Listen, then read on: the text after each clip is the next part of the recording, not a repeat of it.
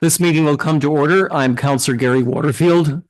The third meeting of the Committee of the Whole for the Corporation of the Town of Perth will come to order at 5:30 p.m. Item number 2, adoption of agenda and amendments. Councillor Smith. I, Councillor Smith, move that the agenda for the Committee of the Whole meeting of February 11, 2025 be adopted as presented. All those in favor? Carried. Thank you. Is there any disclosure of pecuniary interest or conflict of interest and general nature thereof? Deputy Mayor. I, Deputy Mayor Ed McPherson, declare a potential pecuniary interest in Committee of the Whole agenda number 3, item number 6.1. Item titles Delegation Ramsay Hart and Bonita Ford, Perth Citizens for Responsible Development, Kaivan Limited Proposed Development on the Perth Golf Course for the following reasons. My son owns property at the corner of Tom Street and Peter Street and under the Municipal Code of Conduct. I therefore would have a potential pecuniary interest as a result of my son's interest. Thank you, Deputy Mayor. Councillor Bird. Yes, if I may, Chair, before I read out my usual potential pecuniary interest on this, I just want to make you aware that I do want to hear what this delegation has to say. I will not participate in the discussion. That's fine, Councillor. That's your choice. So I have a potential pecuniary interest in relation to that item, as indicated in detail by the Deputy Mayor, as I have a pre-existing social relationship with one of the parties in the Kaivan group. Thank you. There is no public meeting tonight. Item number 5.1, Councillor McCrae. Move by myself, Councillor Isabel Ann McCrae, that the minutes of the regular Committee of the Whole meeting held on January the 14th, 2025 be approved. All those in favor? That's unanimous and it's carried. We now begin our delegations. Our first delegation this evening is Ramsay Hart and Bonita Ford. Please come forward. Representing the Perth Citizens for Responsible Development, Kaivan Limited Proposed Development on the Perth Golf Course.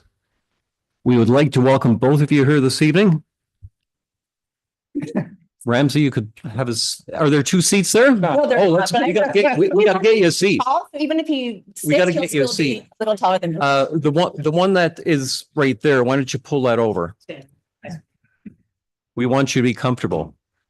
Thank you.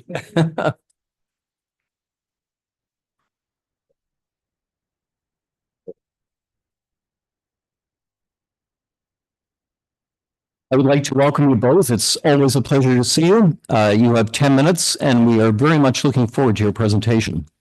Thank you. Do we have a clicker or do we ask? No, you just let me know when Okay. Thank you. Next slide.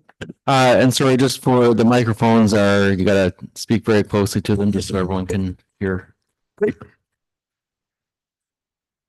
So I'm Ramsay Hart, beside me is Bonita Ford. We're here representing Perth Citizens for Sensible Development.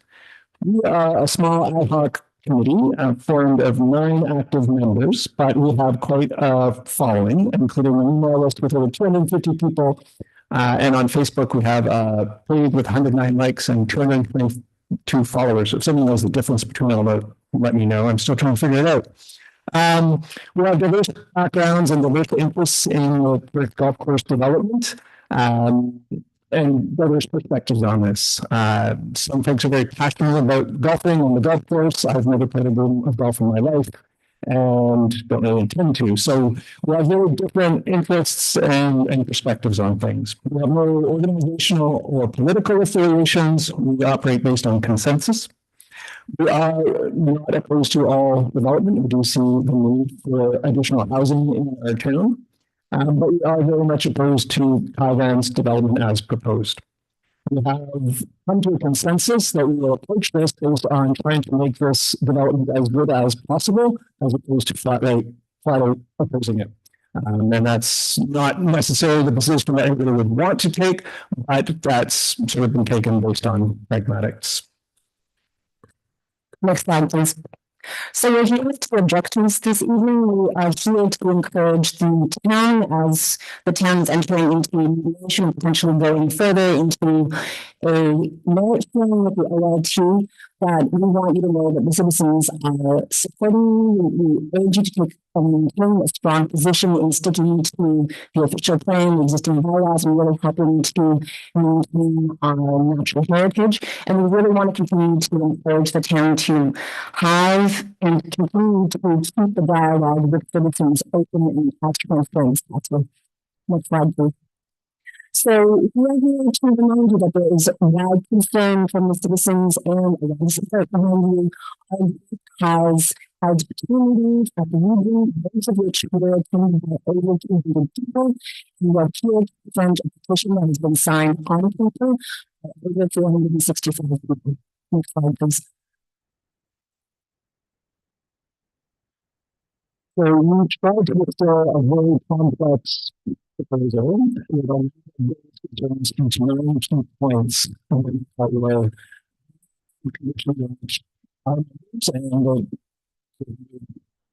final petition feel essential for this development to go forward.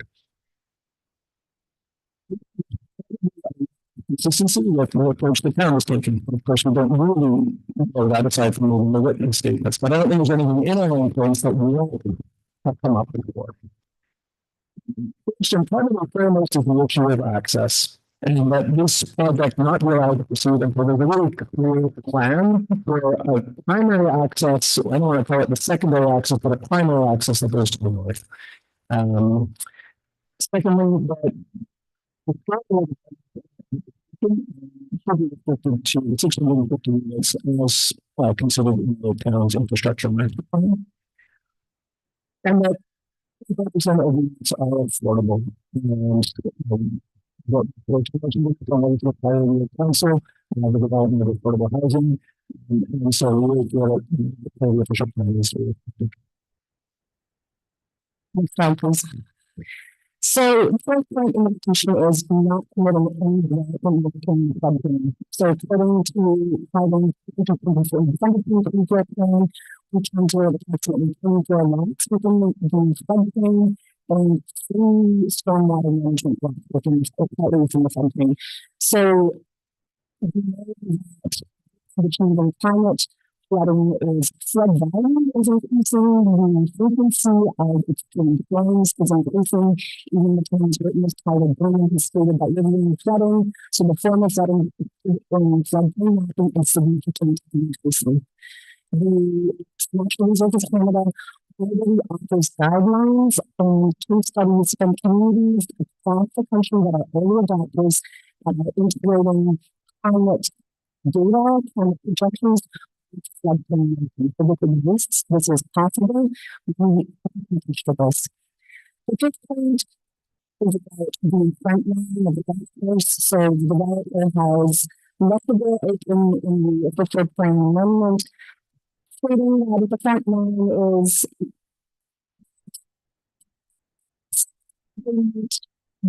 proceed without that. And so we are here to urge the town to maintain its open space in the town even further, consider accepting that as means of parking. Next slide, please.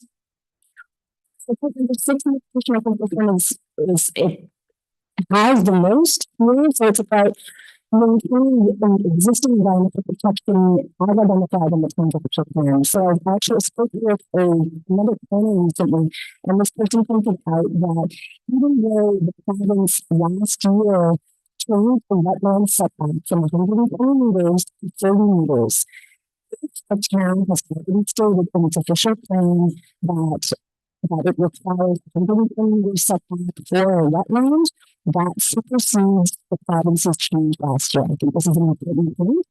And so I believe I've identified the correct portion of the town place official plan, and it's 8.6.4, and I have emailed Joanna and Michael about this in the last couple of days with a little bit more detail. I did have this recently with a letter engineer and this person to review Calvin's December 2024 plan, and they did point out their concern about the encroachment into the 30-meter setback from the south end of the development. So we can put again that they're encroaching into the 30 meters, we're not even talking about encroachment into the 100 meters. From the south, personally, I would strongly advocate for the plan back and throw them strong on 100 meters. We're at this point where we're negotiating on 30 meters. So the engineer also pointed out that there was an extension that was added to the provincially significant wetland, and the developer wrote this as compensation for the encroachment into the 30 meters for wetlands, the wetland setback. And so PFW was considered compensation is the quality of that compensation is the quantity of the compensation is the compensation elsewhere. And furthermore, since there are significant wildlife habitats on the site, and it is the municipality's responsibility to take care of those significant wildlife habitats, would the plan be negotiating to protect those habitats, or would they be monitoring construction? Next slide, please.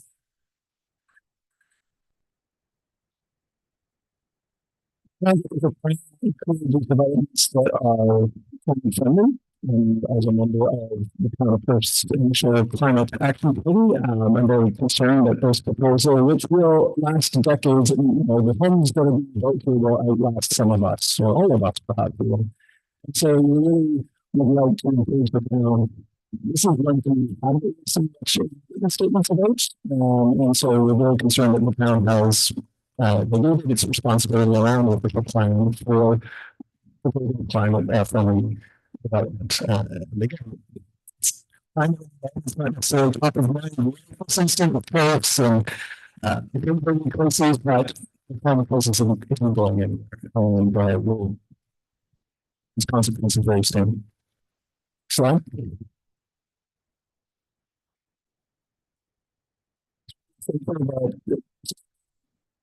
Sort of reference to this in a comprehensive planning and forming of this development so that the plan is able to catch up with infrastructure, and this is very much considering other developments in the works. That from that frankly found most offensive of the problems because there is a suggestion that development will take precedence over all others in the community. And lastly, the rhetoric which they talked about on the website and elsewhere about the acceptable and walk of the communities on the sidewalks everywhere. So, notification, and just like to end on the town to continue implementation. I know you have a vote in the way to stay as quiet as possible, but I think you've seen the implications of that. That term get started and really fracture and we're not going to move to feel like that's possible.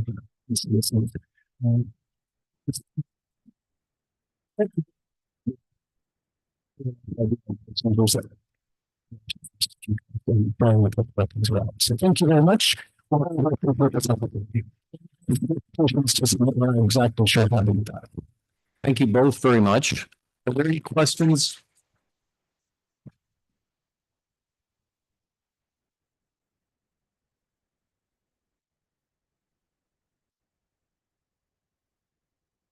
The petition has just been accepted by our clerk.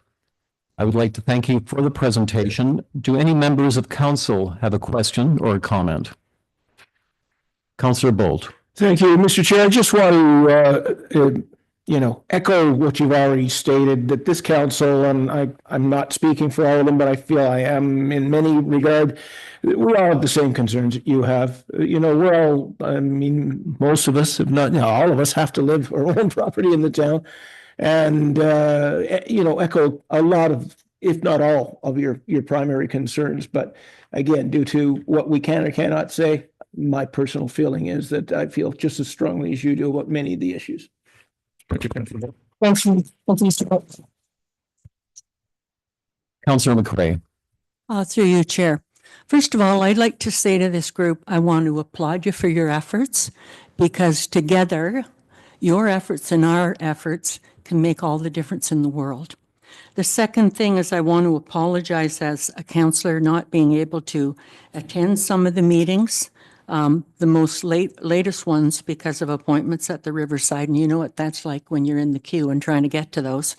But I also would like to hear from this group what your feelings were towards the most recent presentation made by Joanna Bowes.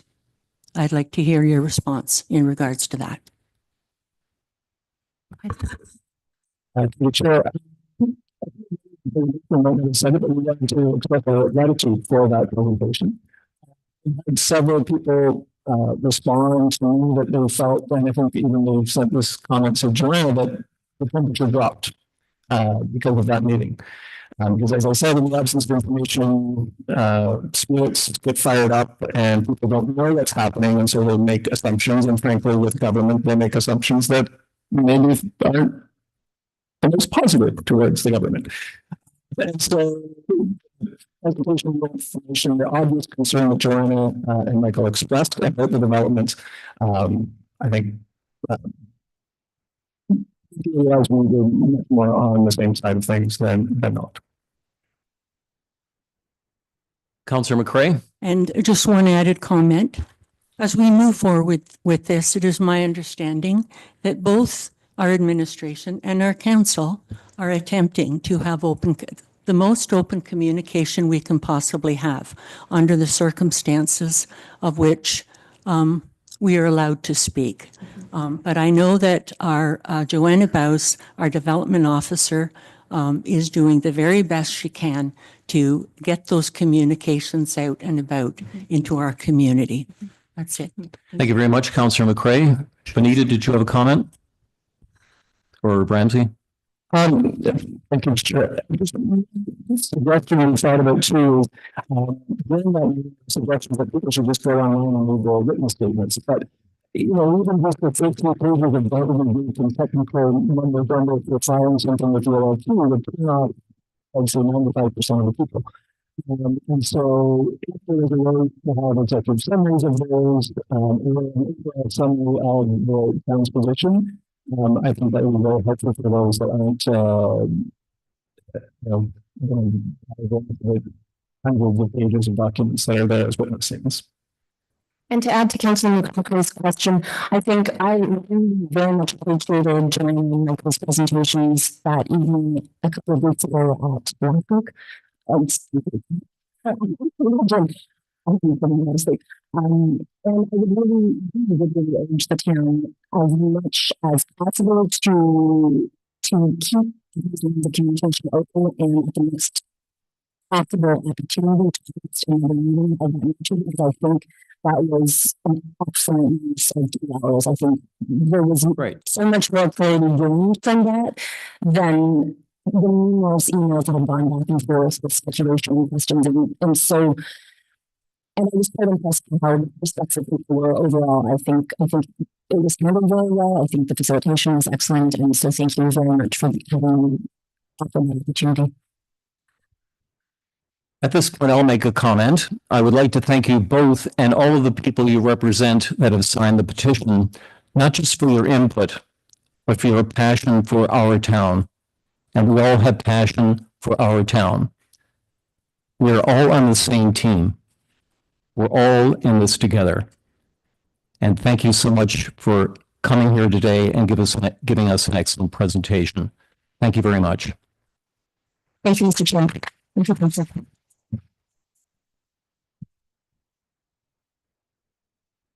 Mr. Chair, Yes, Councillor Smith. read the resolution. Yes, please. I, Councillor Barry Smith, as recommended by the Committee of the Whole, be it resolved that the Council of the Town of Perth receive for information the presentation from the Perth Citizens for Sensible Development regarding the proposed development of the Perth Golf Course, and that the information be considered by the Director of Development Services, town staff, during the Ontario Land Tribunal process. as presented at the Committee of the Whole meeting on February 11th, 2025. All those in favor? Carried. Could somebody notify Deputy Mayor McPherson that he may return to chambers? Thank you. Moving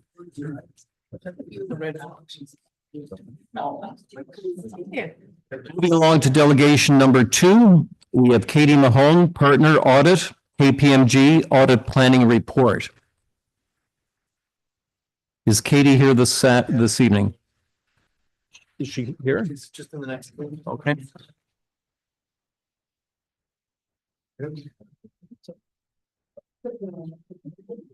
We'll give the next delegation a minute or so as some people leave chambers. Thank you all for coming.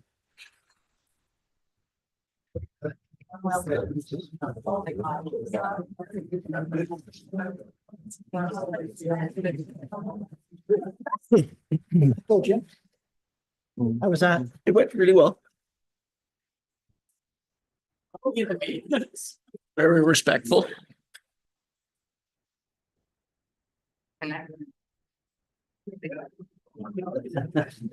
That's a good crowd. That's what the biggest crowd I think we've had for overflow in there too. I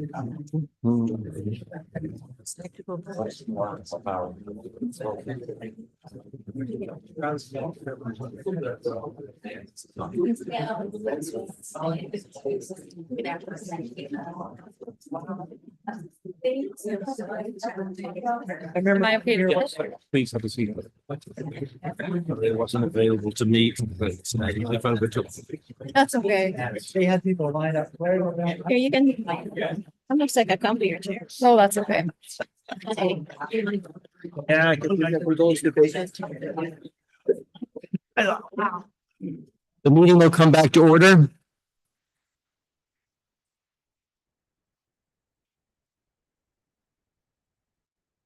At this time, I would like to welcome Katie Mahone, partner, audit, KPMG audit planning report. I would ask that conversation please cease in chambers. This will scare them all off. Katie, welcome. It's great to have you back again, and we very much look forward to your report. You have 10 minutes. Please proceed. Thank you, Mr. Chair and the committee for having me here today. I'm here to present our audit planning report for the fiscal 2024 year. It is a planning report, meaning it is informational in nature. We are not scheduled to come out to start the audit until next week. So the purpose of today is really to give you an update on our overall audit plan, our audit approach, and any changes to the audit plan that we've incorporated for this audit season. Thank you. I believe it was circulated in advance, so I will go through the presentation relatively quickly, noting that we are limited to the 10 minutes, but we'll leave time for some comments or questions at the end. So flipping open just quickly on the KPMG contacts page. Excuse me, Katie, just for 1 minute. I close the door. Could somebody please close the doors? You can close one, but you can't. We can't close the doors? No. Okay, leave the doors open. Okay. Yeah, can't close the doors yet. I can try to speak up as well. That will help. Yeah. Okay. I was just trying so that we can hear you. Thank you very much. All right, thank you. So starting just quickly on this KPMG contact page, there's myself, Katie Mahone. I am the audit partner for the external audit of the town of Perth here. I've been an audit partner now for a few years on the town's audit. And with us this year, the audit manager on the engagement is Jessica. She was on maternity leave last year, but she has worked on the audit previous to that as well with KPMG, as well as the previous audit firm, Allen & Partners as well. So we are happy to have her experience back on the audit team this year. We'll then flip past the table of contents. I will note it is a live link PDF. So for those of you that do have electronically, there is lots of linking throughout the report. So I'll try to draw your attention to where there's some additional valuable information to read at your leisure. So the audit highlights page here, we'll go through the meat of this report in more detail, but really the highlights just to point out, we will go through the materiality. We will touch on briefly the the fact that this is a group audit, as well as then go through the risks and risk assessment, and some changes to the auditing and accounting standards for the year. I will start by saying this year we are lucky enough to have both new accounting and auditing standards, so we'll incorporate those into the audit plan as is required. So flipping then to the next page around technology, that pink KPMG Clara box in the top left-hand corner, that will bring you to our webpage that has some neat videos where you can see live demonstrations of our KPMG Clara tool. The purpose of this slide is really just to inform management, the committee, of the various different technologies that we do incorporate into the audit. We are happy to each year revise and see where we're able to use that technology to be more efficient in our audit execution. The next page gets into some updates to our prior year audit plan. So these three items here are the new accounting standards that are required to be adopted by the town for the fiscal 2024 year. I'll touch on them very briefly. So the first one around revenue, that is a new standard that has a little bit of a different impact than the current revenue standard in terms of revenue recognition, timing of that recognition, and what qualifies as being a point-in-time transaction versus a unilateral or exchange transaction. That's fairly technical, so I won't get into it too much other than to say that we do anticipate that that standard will have an impact. We do not expect it to have a significant dollar impact, but we will have to do that analysis as part of the audit, and we'll report back on our findings once the audit is completed. The other two standards listed up there, I won't go through them in detail because we are not anticipating those standards to have an impact on the town. The first one relates to P3s, which are the private partnerships, and the second one to the purchased intangibles, of which at this point the town does not have either of those two items, which is why they do not impact the town. In the future, if any of those arrangements come up, certainly we will make sure that they are accounted for in accordance with the new standard. From there, we get into materiality. So if we want to flip to the next screen that has initial group materiality. Yes, perfect, thank you. So materiality is an important audit concept. It is the level that we as external auditors set that would determine whether a user's decision on the financial statements would be impacted. How we come up with that materiality threshold is based on guidelines from the Canadian auditing standards. So for a public sector entity like yourself, they give us a range of anywhere from a 0.5 to a 3% of either revenue or expenses. You can see up there, we've set it at 380,000 for the group audit, which is just hovering around that 2% range, which is where we would say mid-range, so right, consistent with what we've done in the past and consistent with your peer group as well. The next slide speaks to involvement of others. So we are required to communicate whether we rely on any external parties, whether that be engineers, actuaries, IT specialists, anyone aside from ourselves that we rely on as part of the audit. We've only flagged one consistent with prior years, which is the engineer specifically around asset retirement obligations, which includes the landfill closure and post-closure costs. So we do rely on the management's experts for helping us to cost out that liability. From there, we move into group audit. So the one new, we went through the three accounting standards, but the one new audit standard this year that is incorporated into the plan is a new auditing standard around group audits. Very high level. So the town is a group audit because it incorporates in the BIO as well as proportionately consolidates in your slice of the library. So the two entities that are brought into your consolidated audit are quite immaterial in nature compared to the other operations. So very high level, do not anticipate this audit standard will have a significant impact to the feel from the team. We are required to do some additional documentation around risk assessment and component size on our end, but that's really more of a back-end documentation requirement for us rather than what you're going to see on your end product. But because of that, we do have the next few slides, which I'll flip through pretty quickly, around group audits. So this next slide here is probably the most important one. It just shows you see 100% up there a few times. And that means that we as KPMG do 100% of the audits. So none of the components are unaudited. None of the components have auditors other than ourselves. So we're able to label those components as audited by us, meaning that we're able to get full access to all of the working papers, risk assessments, and scoping, which makes our lives a lot easier.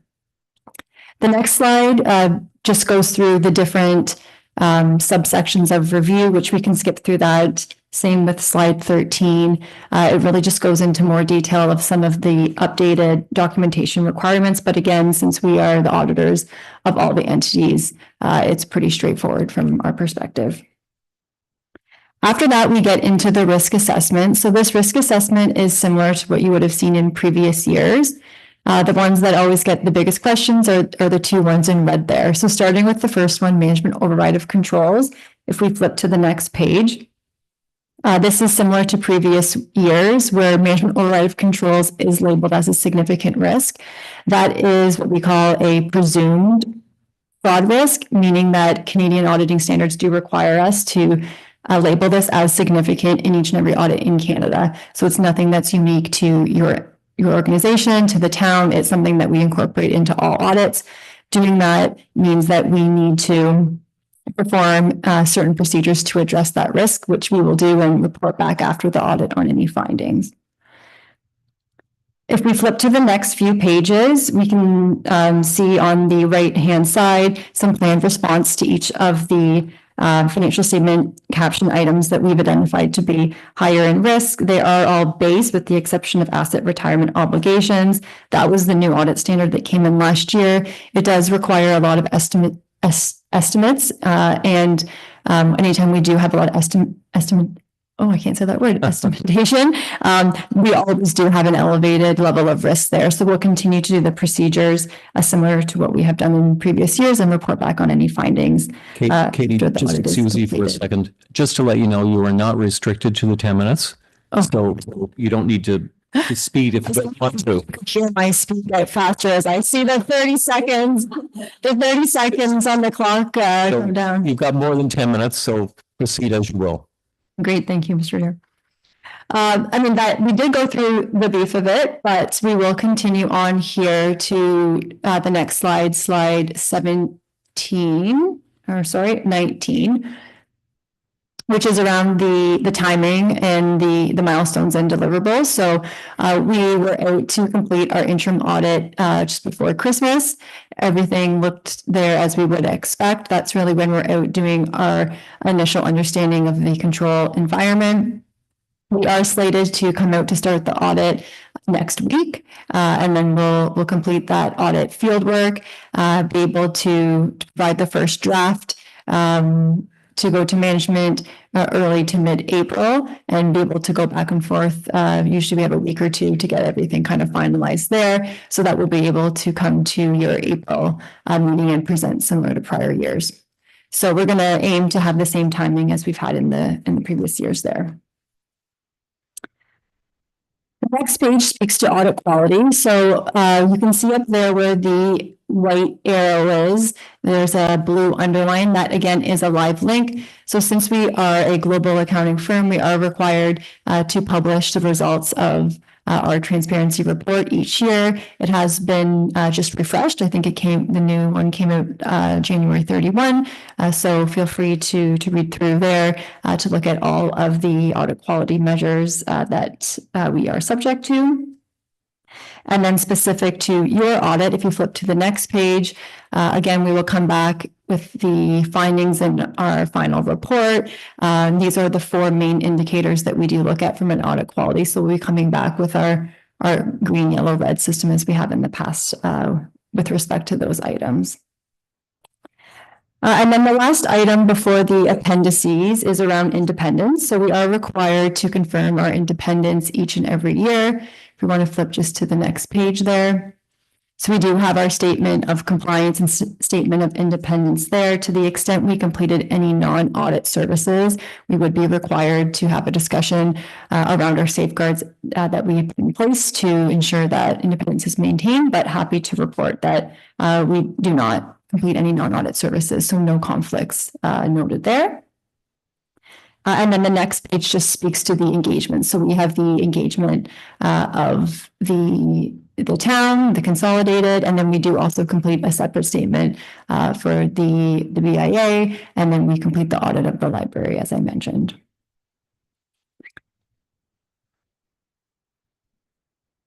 And then from there into the appendices, which I will not go through in detail. There is some good content to read through if you are looking for some more reading, which I know council often has a lot.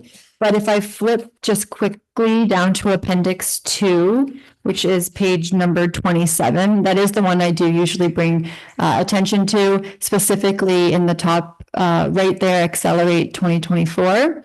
That is a quick 10 to 15 minute read. It really pulls out the emerging topics and trends that we're seeing across audit committees, finance committees, councils, boards across the country. And it is pretty quick. So if you do only have a few minutes, that is the one I would draw your attention to. Okay.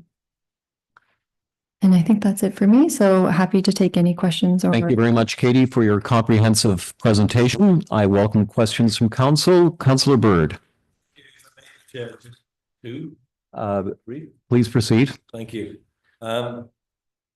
In relation to the changes in the new effective accounting standards, when that's changed, is that going to require more staff time, documentation, etc., or is it just a new way of looking at stuff that would have been provided in the past? Through you, Mr. Chair. So it will require an additional analysis this year, in the year of adoption and implementation. The expectation is once the analysis is done for this year, that will be the steady state moving forward.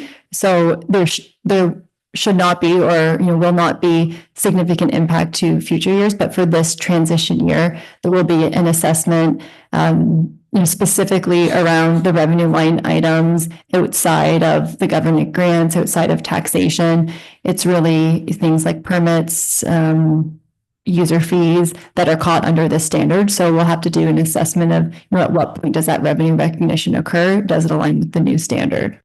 Thank you. And in relation to asset retirement, that is part of what we can have to consider now as part of asset management anyway, and that it is ongoing. You can't just set a standard and let it stand for 4 or 5 years. It has to be reviewed. The cost of that is that the same. It's not something new that we're doing. When you said it was new, it's in relation to that plan. Is that correct? That's correct. Asset retirement obligations, that standard is a little bit different. There is a lot of estimate, and with estimate comes uncertainty. So that means that it does need to be analyzed and reviewed each year to make sure that those assumptions that we're using, those calculations, are still correct. A good example of that would be around landfill. We often calculate that liability with a certain date in range. If that date changes, which for landfill it often does, depending on certain environmental regulations or certain fill rates, we would have to take the new assumptions and run them through to see if there's any material change required. Thank you. Are there any other questions? Councillor McCray. Through you, Chair, to Katie. After doing this report, do you have any recommendations to this council as to ways and means we can improve? Through you, Mr. Chair. So at this point, we have not completed the audit. So this is really just the update to the audit plan and what we will complete when we're out on site to do the audit next week. So when we're back in April with our audit findings report, that's where we will have noted any control observations, performance improvement points, or efficiencies to take away. Councillor McCray, you have a second question? And one additional question. You talk about auditing regulations. I'm just wondering, do you also look at the Ontario Building Code? Because according to the Ontario Building Code Act legislation, building services should be self-sufficient and cover 100% of the building permit fees. Is that something you take into consideration? So the financial aspect of that we do. So the building reserve actually is an item that we've had some in-depth conversations over, I would say, the last few years. So the requirement from the financial side is that if there is a surplus running in the building department, that it be recorded as an obligatory reserve fund which is recorded on your balance sheet, as opposed to being flowed through in a surplus reserve fund or other reserve fund through your accumulated surplus, accumulated municipal equity. And the item that we've discussed on that for the last few years is it does accumulate in nature. So really since COVID, not unique just to your town, but a significant amount of the more rural towns that have had building really skyrocket in the last few years since COVID, we've started to see that building permit department that used to run slight deficit or net even has at this point now started to extinguish that accumulated deficit and is now putting itself in a surplus position. So the analysis that we did last year for the town did put it in a slight surplus. It was not material, so we left it, but we did flag that it will have to get moved for this fiscal year, assuming that the trend continued. And we haven't seen the 2024 numbers, so I can't say for certain if that will happen, but it's something that we will be looking at. Thank you. Are there any further questions? Councillor Bird? Thank you, Chair, the CAO, actually.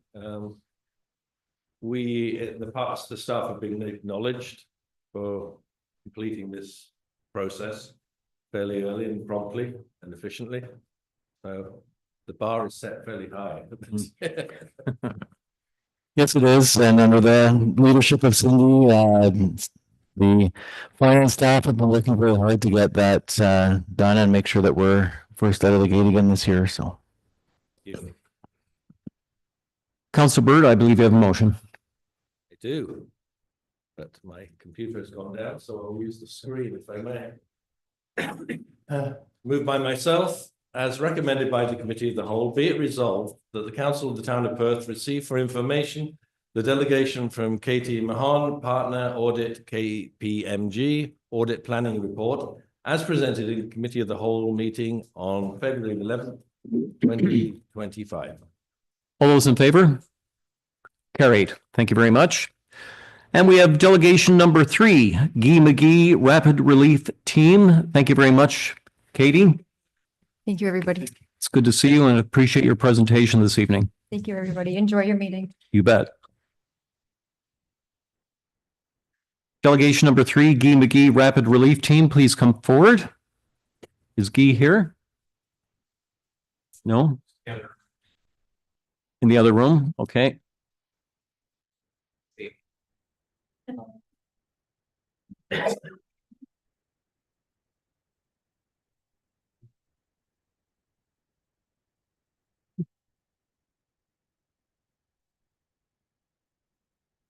How are you? Hi there.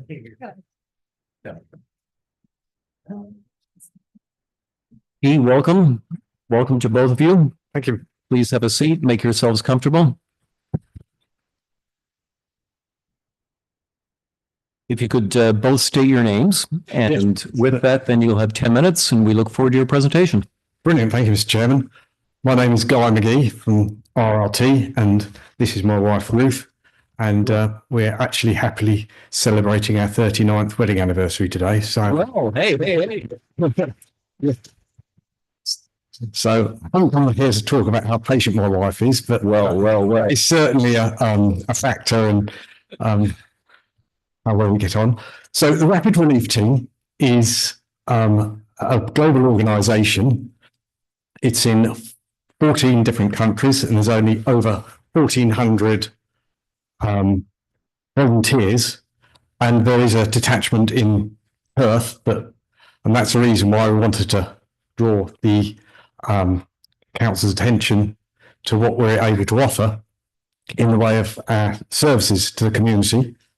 We're we provide 4 key pillars. Next slide, please.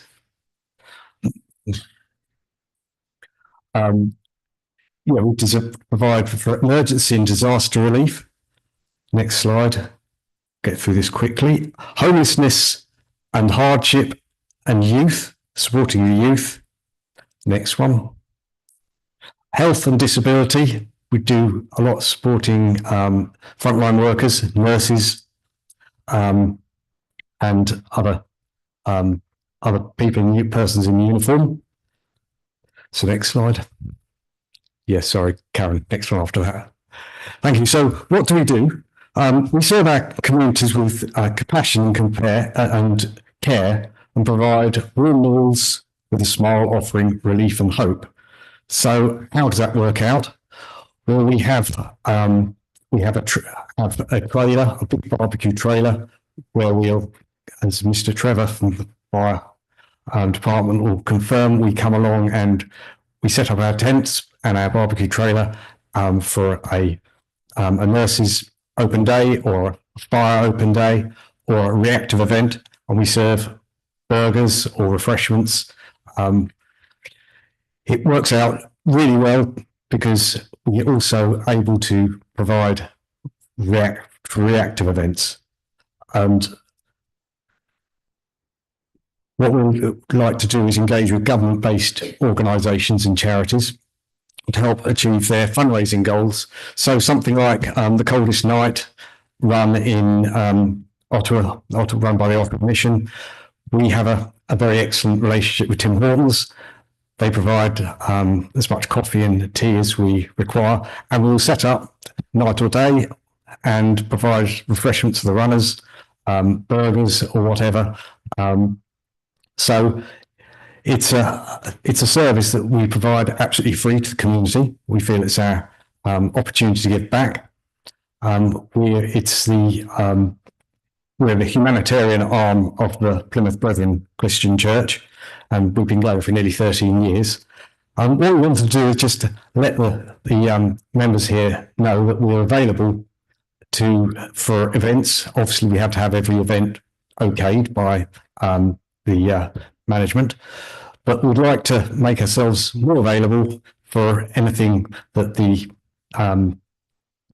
that comes up in the way of charitable events, whether it's a nurse's open day, as I say, or something reactive. For instance, the Dunrobin, next slide, the Dunrobin event, when there was all the flooding of the river, and there was a lot of sandbagging going on for a good few days. We set our tent up there. We do product donations, food boxes. Our RRT food boxes can last a family of 4 up to 48 hours with 3 meals a day. So we do those for food table. We've done them for the what's community food table in Perth, isn't it? Yeah, that's right. And that's right, the table. Yeah. And elsewhere in Smithfields in the area, and they've been very well received. Also provide RT care kits. So if there's a disaster and persons need hygiene and support and just a bit of a lift in self-esteem, there's these little care kits we're happy to give out. So just go down to the next slide, please. So just to give a few case studies here. When the bridge collapsed on Baltimore, tragedy, it collapsed at 3 a.m. By 4:20, our team was on the scene assessing what we could do to help. And by 8 o'clock, we'd served over 100 meals to first responders. And during the next week, as they were looking for dredging the whole area for what was needed, they were able to serve over 2,100 meals to first responders. Next slide, please. Hurricane Bell in the Caribbean. Again, that was a very wide-ranging catastrophe. We were able to. There was 200 plus volunteer hours. We served 1,000 meals and distributed many frontline packs and bottles of water and so on. So last slide. Thank you. So coming right up to date, the wildfires in Los Angeles. We had 2 of our white truck barbecue trailers down there serving different areas, and we were able to serve a huge amount of meals. And some of those frontline workers have been going nearly 36 hours without a proper meal, and we were able to come right up, be right there available, and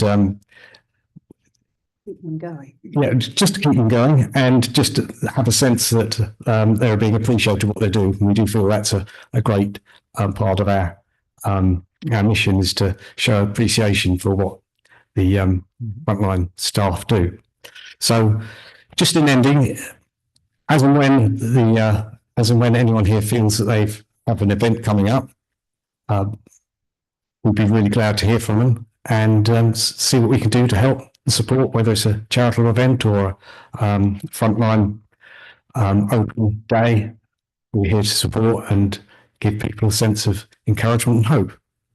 Well, thank you very much for a fascinating presentation. Are there any questions from any councillors? Councillor Bird. Yeah, if I may, through the chair. Thank you for your presentation. In relation to response, we do emergency planning. Would you consider that we would have you in consideration as a resource if we were dealing with an emergency inside the town itself? Is that the sort of approach that you would expect us to take in relation? Exactly, yes. If something happened,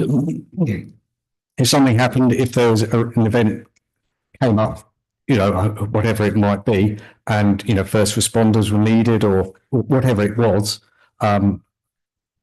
we would be more than happy to do what we can, be on the scene and help out. Obviously, as I say,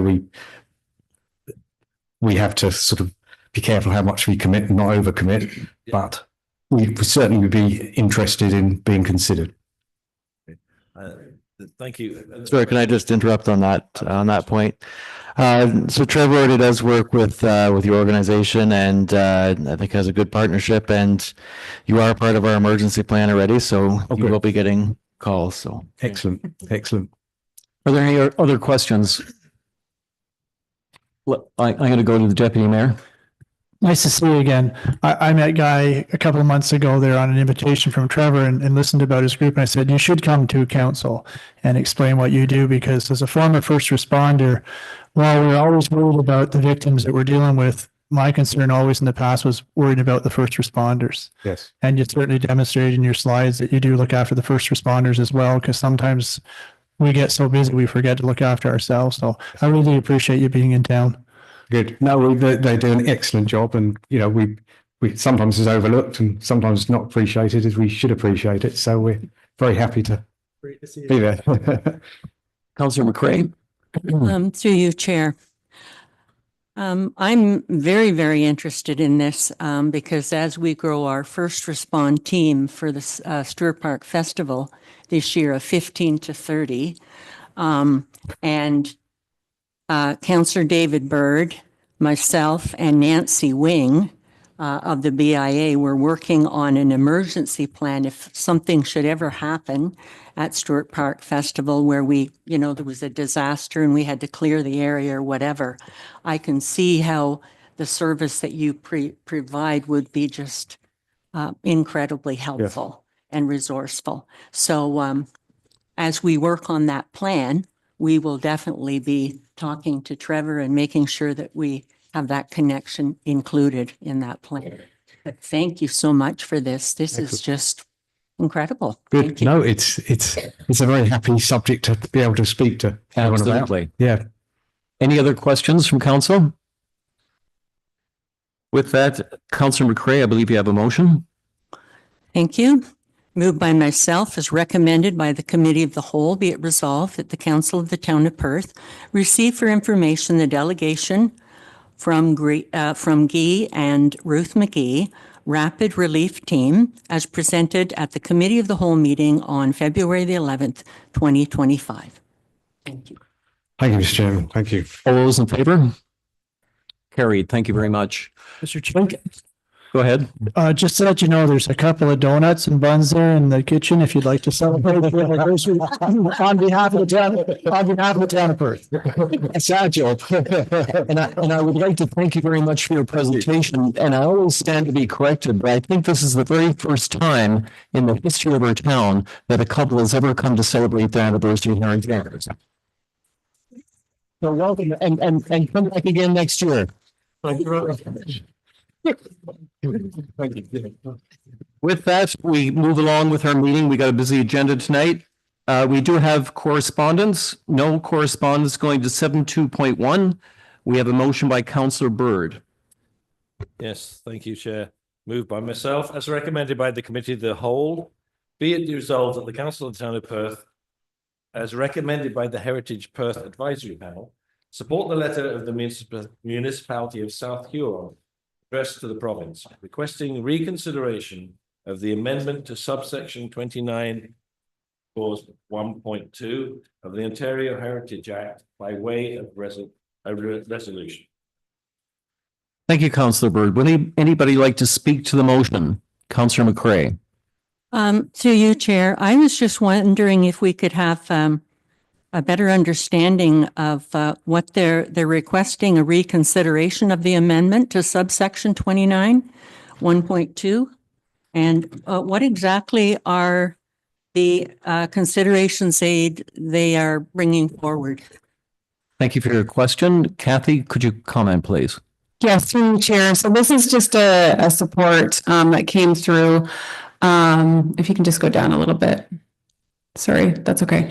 Support the letter from the municipality of South Huron. So what they did essentially is say the changes to the Ontario Heritage Act outlines that any property on the register currently that has a timeline for when they could actually be considered for a designated property.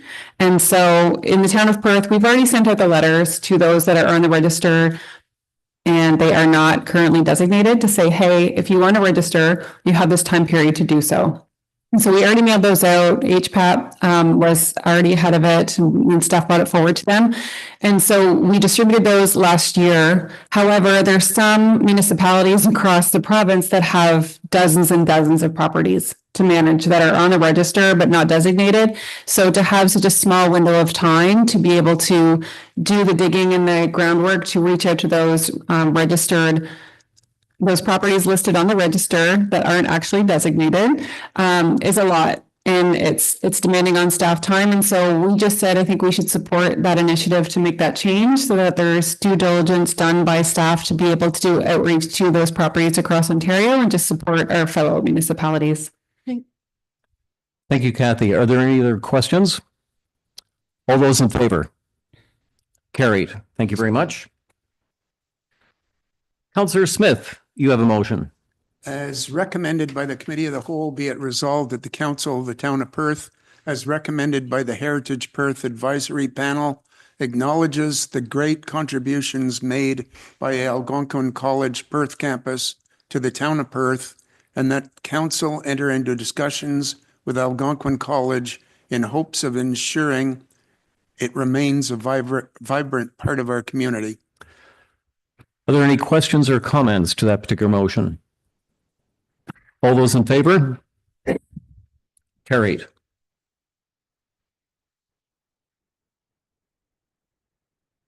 At this time, I'll call upon Councillor Bolt.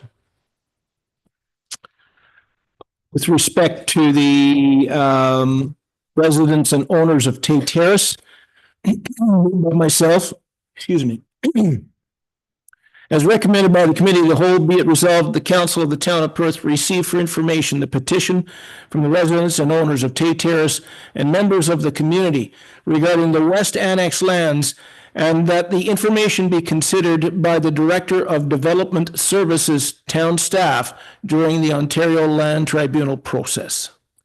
Are there any questions or comments with regards to this motion? All those in favor? Carried. At this time, I will be relinquishing the chair to our Deputy Mayor as the next motion is coming from myself.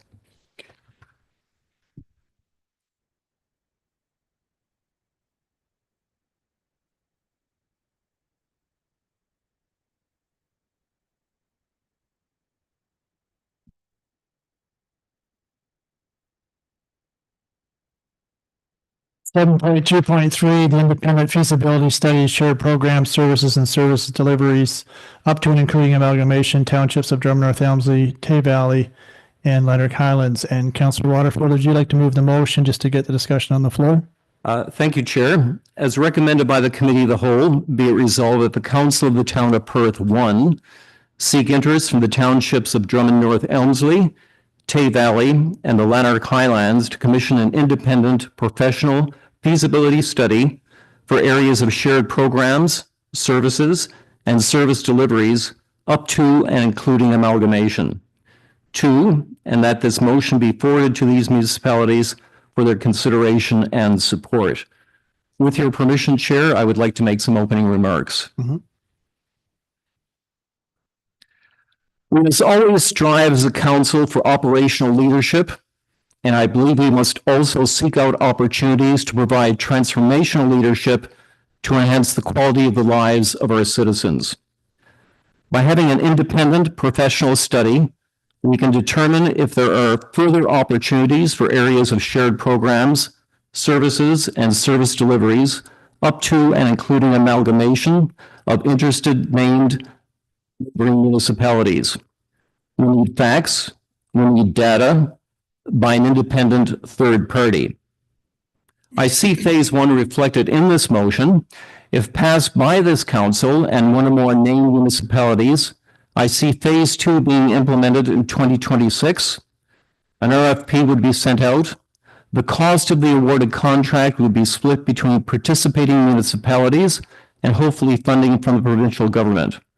Further action, if any, would depend upon the results of the study. I believe this is the time to provide transformational leadership for our citizens. I ask for your support of this motion. Thank you, Mr. Chair. Discussion, Councillor Bolt. Thank you, Mr. Chair. So, Councillor Waterfield, I have always supported finding ways to make government more efficient. And I think that your request is certainly very noble and understanding. I have a question through the chair to you. The initial appointment of this independent person, would there be an upset limit of costs for that? That would be depending on the motion when it came forward to producing municipalities at that time.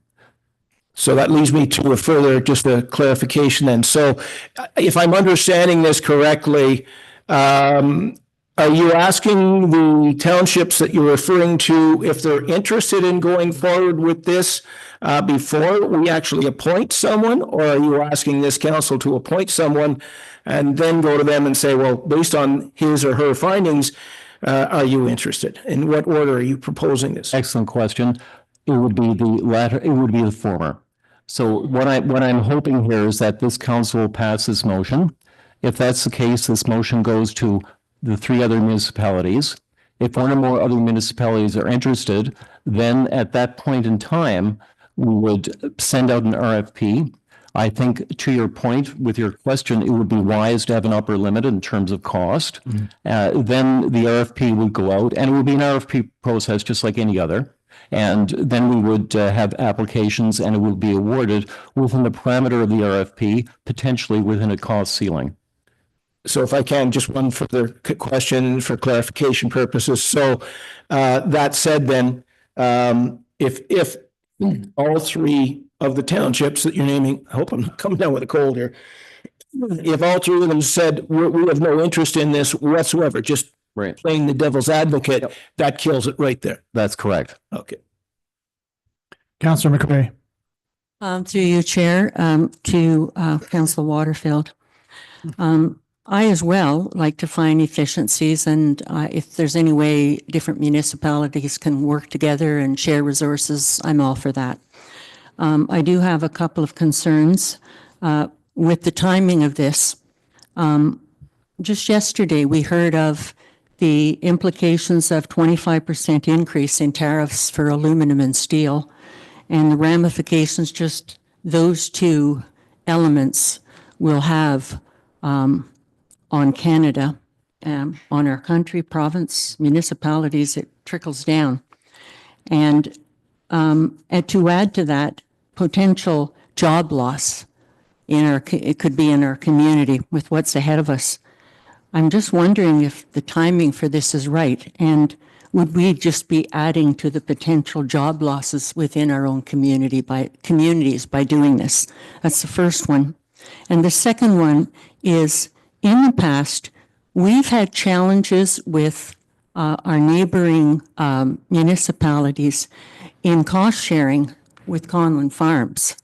I also, as a new councillor, heard discussions of how difficult it was to bring these players to the table to agree on working together on some kind of an agreement for a multi-use recreation center.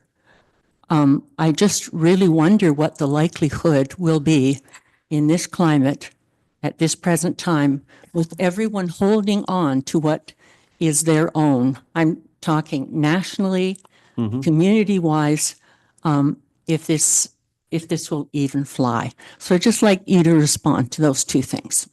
I think to your first point, it's more of a reason why we should try this now. And secondly, we want to try new things. We want to explore new opportunities. And if this council passes the motion and there's one or more other interested municipalities, it's by having an independent study that we can come up with unbiased facts by a professional organization that could explore ways in which we can serve our citizens better. So I actually think the time is now for this to happen. Councillor Smith. Yes, Councillor, I'd like to start by asking you, when you thought of this initially, what did you expect to achieve out of it? Is there one thing that you really thought would be good about it? An opportunity to serve our citizens better. Better in which way? Through operational efficiencies, through an opportunity to increase the well-being of the life of our citizens. We have 3 neighboring communities that overlap in so many, many ways. And only by having an independent study can we really find out if there's an opportunity for us all to work together better. And that could be anywhere from increased shared programming to amalgamation and everything in between. So it's just seeking out other opportunities, ways of doing things better. Always, as we come into this chamber every day, seeking ways to better the lives of our fellow citizens. I was intrigued when you mentioned it initially.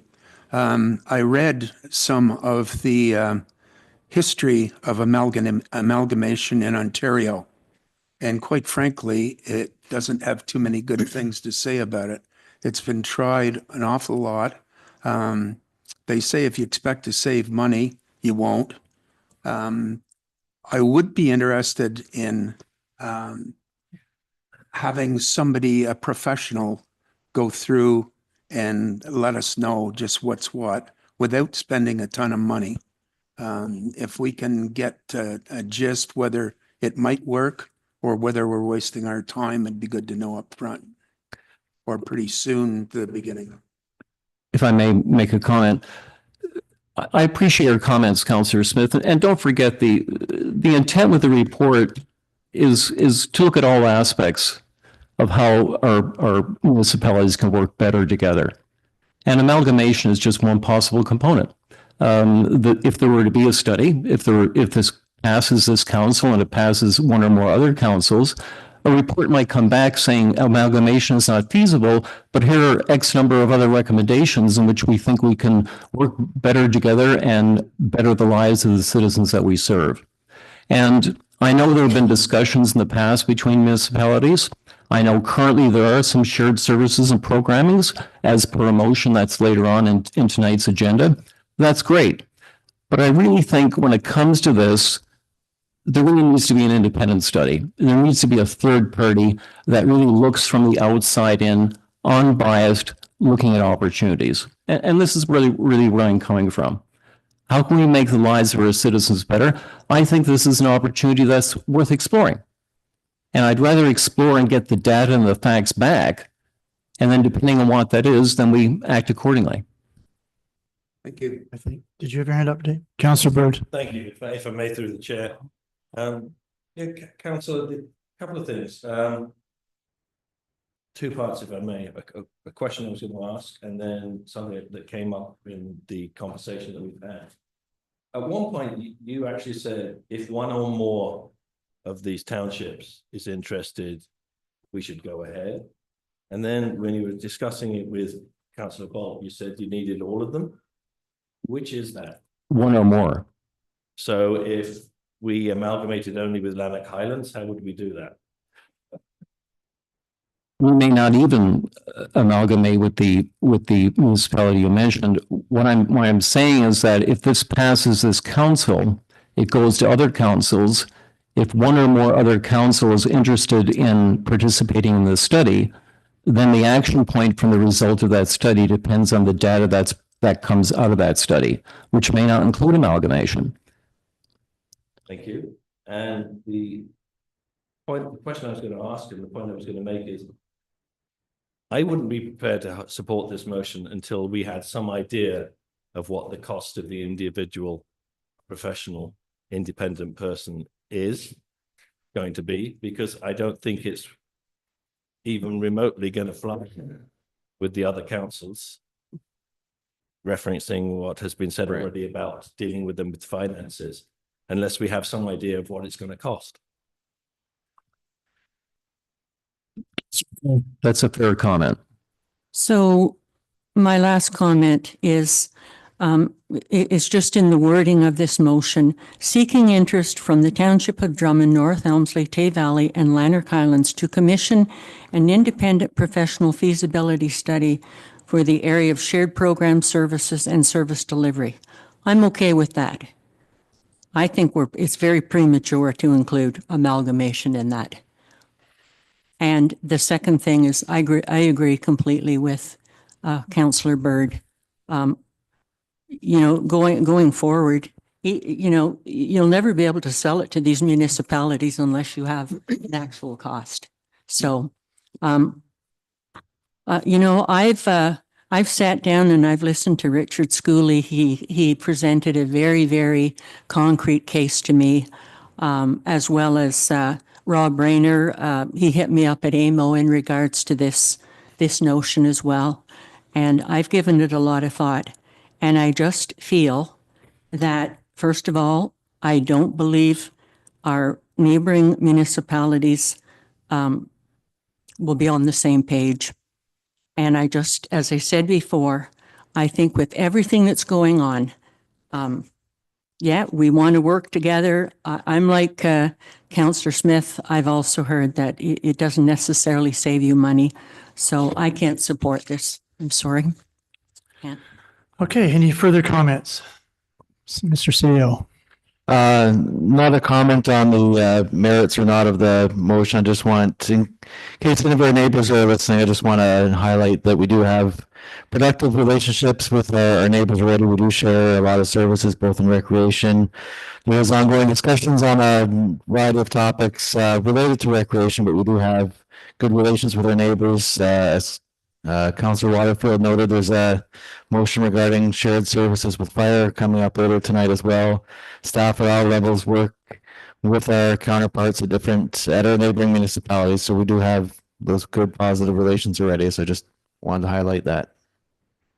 Okay. I just have a couple of comments. Sorry, go ahead, Councillor Bird. Yeah. Didn't mean to cut you off. Just quickly, I'm trying to make things work here. If I may, through the chair. If Councillor Waterfield would be prepared to defer this motion and possibly review the wording of it, dependent on us establishing an approximate value or cost to having this independent person, so that you can present it in a different format. Some of the council members are struggling here to support the motion. I can, through the chair, I can see that this is a legitimate concern. And of course, this would not come up until phase 2, if there was one or more municipalities interested. to the CAO, do you think we could, through the chair to the CAO, do you think we could explore potential cost for this to get back to council approximately? Through the chair, yes, I can try to find someone that would give a price. Right. So I just have a couple of comments. I've spoken at length with Councillor Waterfield about this motion. A few weeks ago, several of us were in Toronto meeting with different ministers from the government, and one of the ministers it met was with economic development. And ask for grant funding to work on our economic development office here in the town of Perth. It's quite clear that if you're a municipality on your own seeking grant money, you're not going to get it. You have to work with all of your neighbors. You sort of have to make new teams. He didn't mention the word amalgamation, but what he said was there's a lot of towns and cities in Ontario now that are teaming up together to approach the government to say on a region-wide basis money. He was the example basically from Toronto to Hamilton. They're basically building themselves into one large group for economic development to try and petition the government for major projects. He talked about, I think it was Waterloo area. 4 municipalities there have gotten together to boost each other with their economic goals and to try and convince the government that that's a region where they should spend money. So I understand Councillor Waterfield's reasoning and rationale for this. I did tell Councillor Waterfield that I've been here forever. There's never been any interest in amalgamation in this region. And I've had several people ask me from the town of Perth, are we going to amalgamate? And I said no. And I've had people from the township tell me we don't want your problems in the town of Perth. So I don't know how municipalities around us will respond to this. I have said to Councillor Waterfield, I don't think they'll accept this proposal. I do wonder, Councillor Waterfield, would you be willing to defer this until a motion until 2026 calendar year? May I ask why 2026? Because in my short time as acting mayor, I've certainly learned the pressure on the staff in this town hall and the number of jobs that we've asked them to do. We have budgeted this year for a huge number of jobs we're trying to get done in this town. And this will take a significant amount of staff time to consultant. It's going to be a significant amount of staff time, but there are so many pressing issues the other staff have to deal with. I'm dropping a large job on them, and this is an issue that should be looked at in the future, or now. I just don't think this is the perfect time to do it. I would be willing to defer it until 2026, and it would be coming back as requested by a number of fellow councillors with an approximate cost of a study, which a number of people have brought up, which I think is actually a reasonable request. Then coming back in 2026 with a possible approximate cost of a study, I think then it might be more of a fruitful discussion. Thank you. So I'll need someone to make a motion to defer this until January of 2026. Is that? Sure, the budget process of 2026. Councillor McCray. I'm prepared to make that motion, but if I just might add one other thing, as our deputy mayor, you go to county council, you know the representatives from those various municipalities, and I would ask that you put feelers out to those communities to get a sense of whether, the climate has changed in regards to their decision making. Okay. So there's a motion on the floor to defer this motion until budget time 2026. Any further discussion on the motion? All in favor of the motion? Unanimously. Thank you.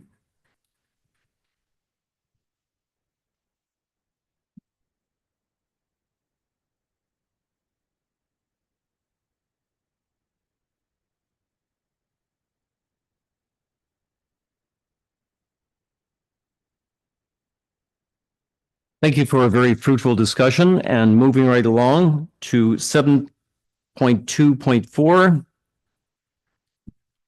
Councillor Smith, you have a motion. I do.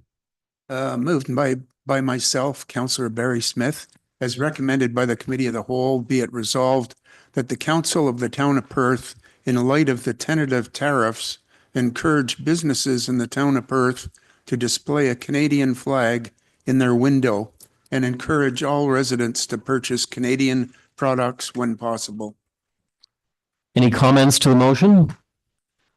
Councillor Bolt, your hand went up very quickly. Thank you. Yeah, no, I would just like to applaud this motion because, this whole thing that we're going through right now because of what's happening south of the border, I think it's finally wakened up a lot of Canadians to realize that there's a lot of stuff that we can be independent for. International trade it needs to happen for the global community. We all know that. But I think that we've poked the bear here. And, every day you pick up the newspaper or you go on Facebook, there's new people saying, we are Canadian. This is a Canadian product. Did you know that this was a Canadian product? This one is sort of kind of a Canadian product. So I applaud this and I support it. And if nothing else, it makes me even prouder to be a Canadian. And I hope this thing catches on. Thank you. Thank you. Other comments, Councillor McCray? I just like to echo that. I think that's a tremendous motion, Hear, hear. Councillor Smith, that you brought forward. And providing this passes, I'll be the first to pass this on to the BIA and the Perth and District Chambers of Commerce, which is 280 members, and the BIA has 150. So we'll hopefully see a lot of flags. Any other comments? Councillor Bird? Yes, I'm made through the chair. Absolutely quite prepared to support this. Both other councillors have made excellent comments on this. It may be a David and Goliath battle, but sometimes they're the only ones worth fighting. It's going to have to be another metaphor, the war of the flea. If we all do things individually to withdraw our financial support, then it may have more impact than the bigger decisions. If we buy our own products, if we stop snowbirding, then I think that will have a gradual, because it's a long term. It's going to be a long term, and we have to be prepared for that. Yeah. And in long term, these small little comments and little actions will achieve what we're trying to achieve, I think, which is pushback. I just have one thing with the wording here. We're encouraging the town of Perth to display a Canadian flag in their window, the businesses there, and encourage all residents. That is us encouraging all residents to purchase Canadian products rather than just the businesses, because that's how I interpreted it, which means that we'll have to put stuff out there on our website. Right. Yeah. I meant we take an active role on our website and of encouraging people to buy Canadian goods.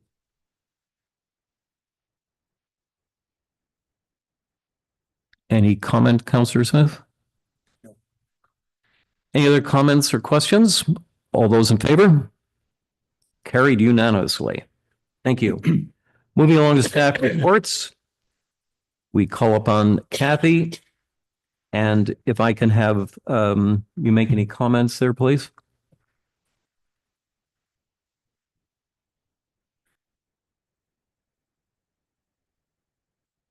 Sure. So, sorry, go ahead. No problem.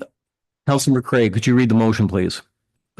Yes, moved by myself as recommended by the Committee of the Whole, be it resolved that the Council of the Town of Perth receive for information the update of the Douro Farm Dog Park fundraising efforts and next steps for staff implementation as presented in Report 2025 Committee of the Whole 3-1. Any questions on this particular motion? Councillor McCray?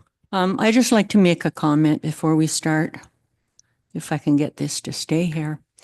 First, I just want to congratulate Tracy Letner and Tanya Cadeau and the Perth Dog Committee for their resilience with their unwavering guidance of our Community Service Director, Kathy McNally, for guiding this group through the hurdles. Kathy is absolutely exceptional and wears the heart of our community on her shirt sleeve. The dream of having a dog park has been 20 years in the making, and finally we have a constructive path forward. After close to 20 years working with seniors and populations with exceptionalities, I've come to understand the impact of social isolation, mental health challenges, and how dog pet therapy can be a very effective form of companionship. I want to congratulate this group. Hear, hear. Thank you, Councillor McCray. Any other questions or comments? I would also like to congratulate the supporters of the dog park. Your persistence, resilience, and your creative fundraising has resulted in you achieving your goal, and I congratulate you both and all of the supporters for that. Councillor Bird. Yes, if I may, through the chair, the director.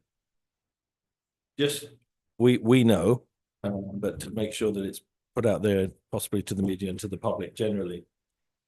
This is not now a case of us having to find money. This has been previously budgeted, our proportion of it, and committed by the town. So through the chair, council last year put a motion forward to put forward $30,000 once the community matches that same amount to help us get started on this dog park. And we did budget it for the 2025 budget. So it is in there. You'll see it as a line item because we anticipated that the group would meet the challenge, and they did. Thank you. Deputy Mayor. Is Tracy here? Yes, she is. Stand up, Tracy. And Tanya. And Tanya. Tanya, take a bow.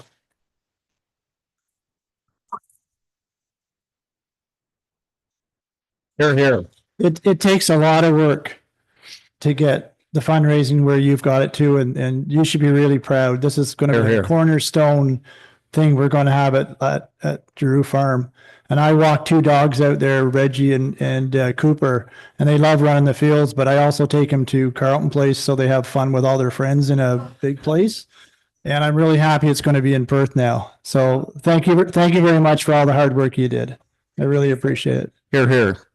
This is going to be a great addition to our town. All those in favor? Carried unanimously. Thank you very much. Thank you, Kathy. While Cynthia's coming up, I will ask Councillor Bird to read the motion. Certainly, moved by myself, as recommended by the Committee of the Whole, be it resolved that the Council of the Town of Perth pass bylaw number 3675-74, being a bylaw to amend the fees and charges bylaw number 3675 as amended. Schedules A, C, D, and E as presented in report 2025 Cal 3.2. Are there any questions or comments pertaining to this motion? Councillor Bolt. Yes, if I could through the chair. So these fees, basically from the report that I read, I'm sorry, I'm going through the chair to you. Basically, if I'm reading it correctly, are bringing us out of, in some cases, we haven't reviewed these fees for, did I read 8 years? Sorry, through you, Mr. Chair. Go ahead. I would have to ask the directors of the departments to answer that question because they are the ones that, like for community services, have increased fees. But it's my understanding that in general, the user fees hasn't really been looked at. It's just been increasing CPI annually. Okay, and my only point or question was that by passing this bylaw, we're bringing these fees up to current standards, and that we're not. My concern is that we're not outselling ourselves, or we're not charging more than we should in, as far as the rest of the market is concerned.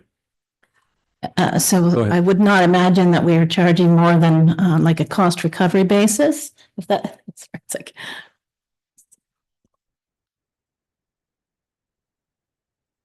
to help Cindy out, through the chair. Any raises that we would do that are beyond CPI was an analysis by our staff, just to say, this is what it's costing us for this kind of service. So one example is Crystal Palace, when we have been convener on. It's to ensure that we're actually covering the cost of staff time plus any incidentals that go along with it. And we're still remaining, you know, I'm using air quotes, but competitive in terms of providing a space that's accessible for users, but also ensuring that we're covering our costs for operations. Thank you. That's all. Any other questions? Councillor McCray? Just through you, Chair, a couple of comments. Everything's gone up. The cost of running programs has gone up, so the fees need to go up accordingly. One of the questions I do have, though, has to do with recreational charges, and I've just asked our staff to be very cognizant and careful of senior programs because a lot of the female participants may be single and on a fixed income. And I know they fill our pools for Aquafit. And so I'm just hoping that there will be some consideration given to senior programs. Has that happened? Go ahead, Kathy. Yeah, through the chair, absolutely. And the thing that we want to make sure is that the programming still remains accessible.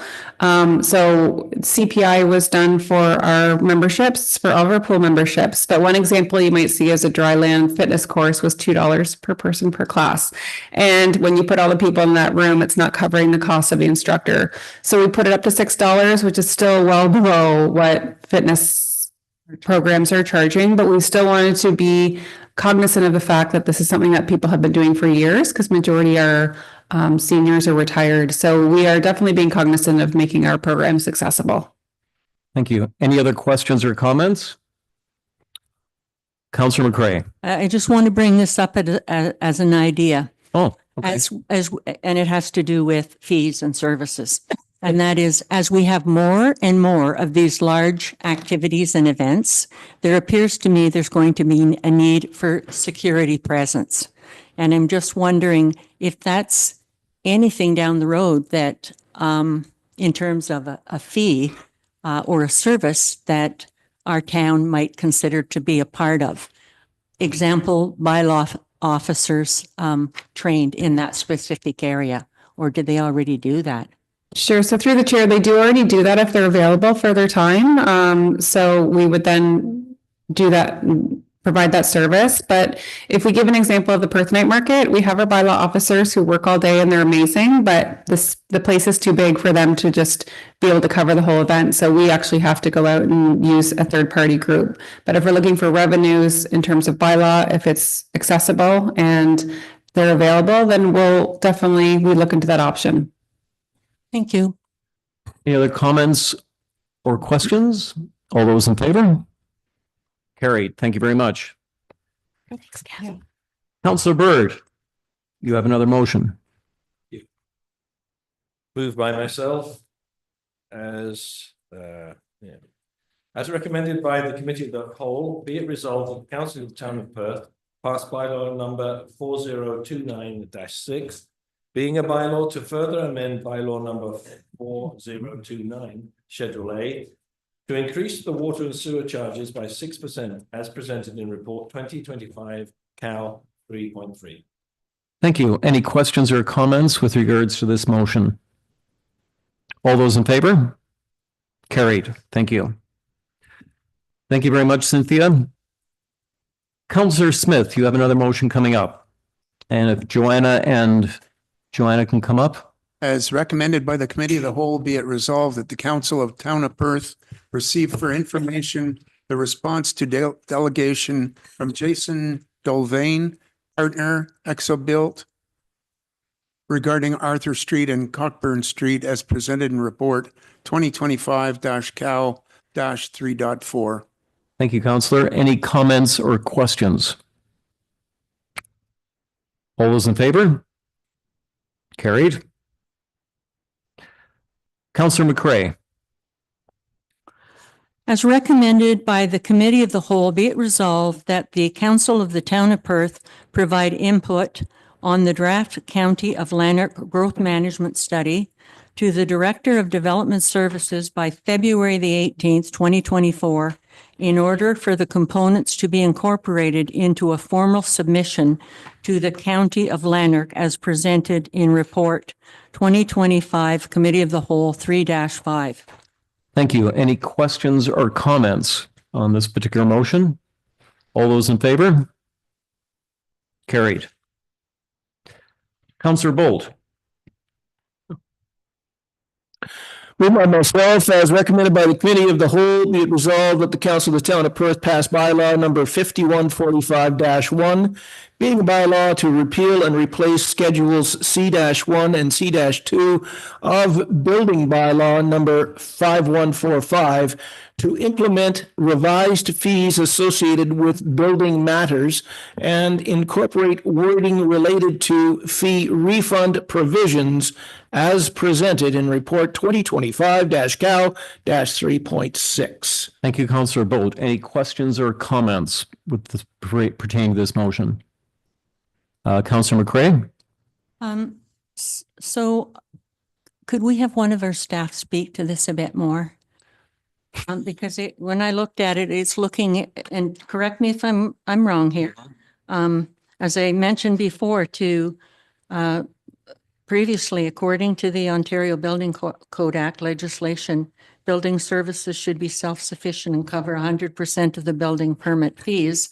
And then it goes on to talk about 3 options. Right. Can you just elaborate on that a little? I'll let Joanna speak about that, but Steve is just coming into chambers, which is perfect timing. I was just say, I think I've been abandoned. Okay. By some building official. Please do have a seat. And Councillor, if you could repeat your question so that Steve can hear it. Steve, please come up and have a seat.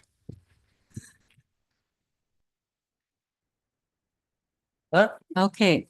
So when I read this, it talks about moving forward 5 years average from 2019 to 2023 as a realistic projection of the annual building permits issued on an annual basis.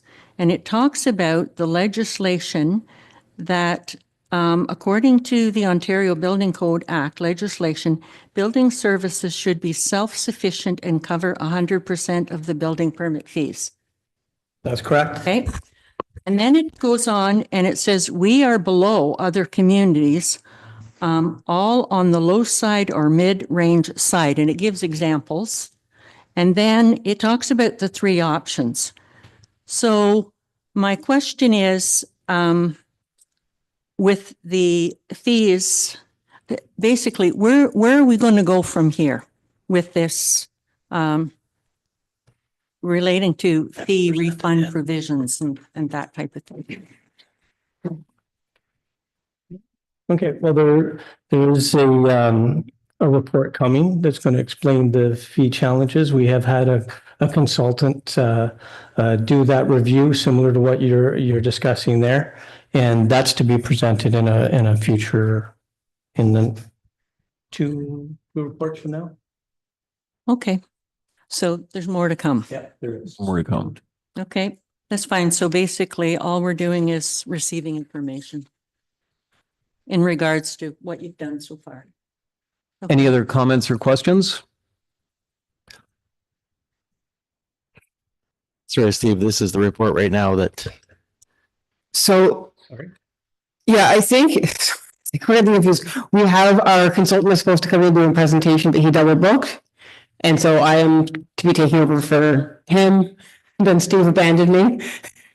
Okay. So it's a bit of confusion. I'm sorry for that. So I think generally, what's happened here is, yes, there's supposed to be like a balancing of the building budget. What's been happening is we haven't updated our fees in 8 years. I think that's where Jim got that number from.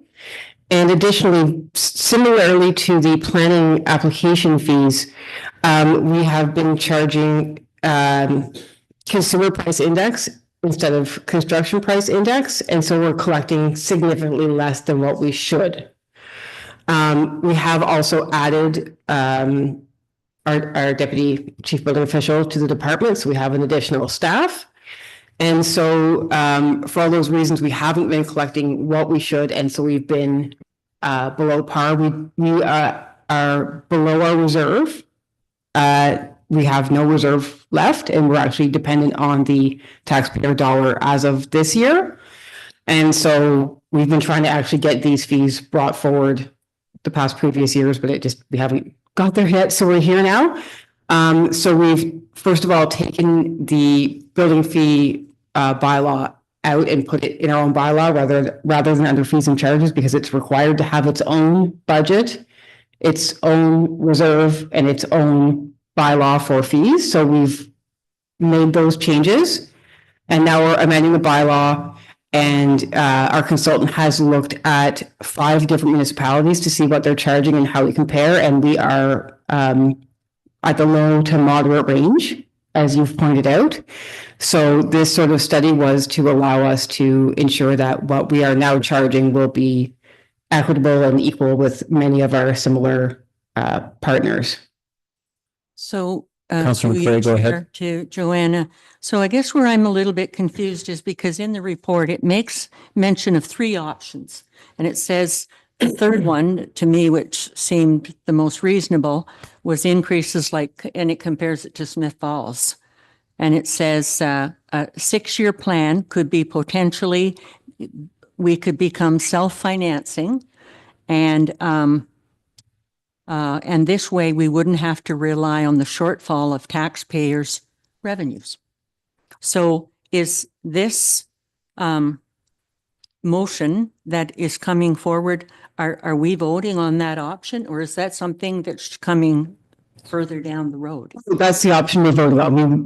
We are trying to remain self-sufficient. All building departments. We are voting on option 3. Yes. Okay, I just wanted to make sure.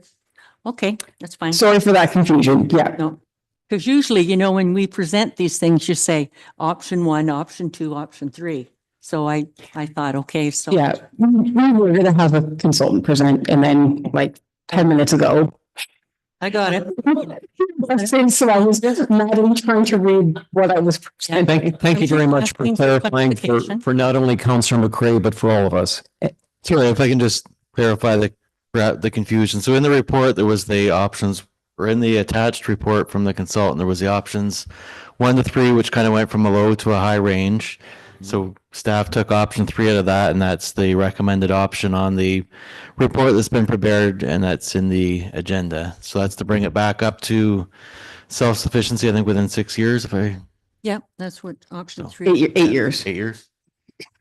So yeah, we've done a couple of things. One, we were trying to create our own reserve for building, and then have our own budget that is self-sufficient, and then also put our fees in our building bylaw as a separate bylaw from the fees and charges bylaw where it should be. So that's the work of the last several years. Okay, thank you. Councillor Byrd. Thank you. If I may, through the chair, my usual question. I got word blind, I think, but when you mentioned the CPI and the confusion there, it is articulated now as construction price index rather than CPI. Is that correct? That's correct. Thank you very much. Any other questions or comments? All those in favor? Carried. Thank you very much.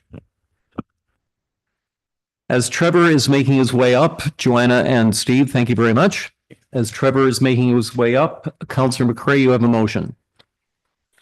8.7 is recommended by the Committee of the Whole. Be it resolved that the Council of the Town of Perth approve the staffing adjustments from 1 3-day-a-week fire administrative assistance position and 1 3-day-a-week fire prevention education position to a single 5-day-a-week fire administrative assistant / public education staff position as presented in report 2025, Committee of the Whole 3-7. Thank you, Councillor. Any questions or comments? Councillor Bolt. Yes, through your chair to Trevor. Trevor, the $33,000 is that's an adjustment. I remember us talking about this during budget time. It's an adjustment to do what you're trying to do here. Can I ask you what that would bring the annual salary for this 1 5-day-a-week position to? Through the chair, it would increase it by 26,000 from the current salary. I'd have to check, so it's probably going to be in the 56 range, So, 60 range. and if I could, as a follow-up, Go ahead. not to sound like I'm against your department per se.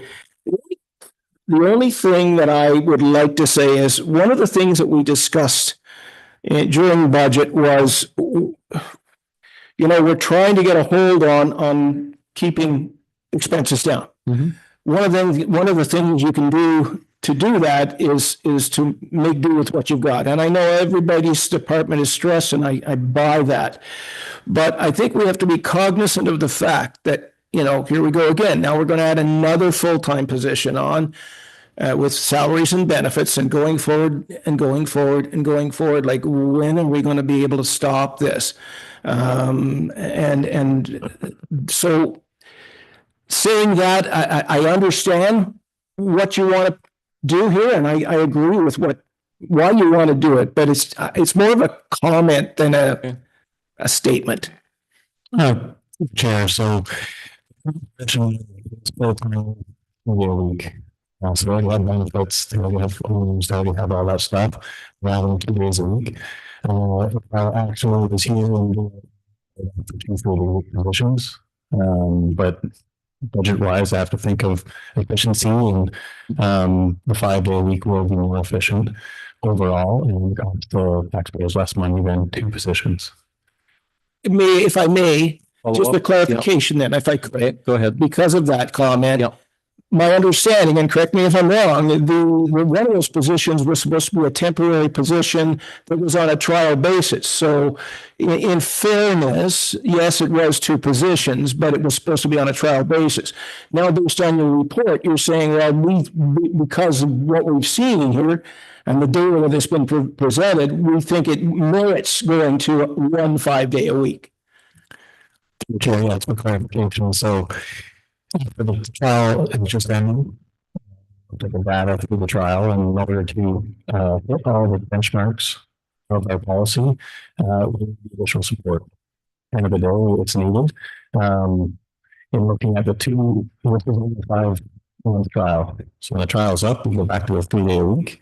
And then how we're going to do basic, I don't know. So the question now is to increase the 3-day-a-week to the 5-day, and attempts to hit this in the most efficient way possible. They're working the bank, so to say. Any other questions, comments? Councillor McCray? I just want to remind council that this is a volunteer group of firefighters. They're volunteers. It's evolving. When I talk to Trevor, it's evolving all the time. We just get incredibly trained individuals, and when an opportunity comes, where do they go? They move onward and upward, because that's how well he trains them. My point is, you can pay on the premises of prevention, or we can have fires and potentially fatalities. We need a full-time dedicated person working on fire prevention and education. That's always been the premise of this department. And I think that this position warrants that. Thank you very much, Councillor McCray. Any further comments or questions? I call the questions. All those in favor? Carried unanimously. Thank you very much. Councillor McCray, you're up again.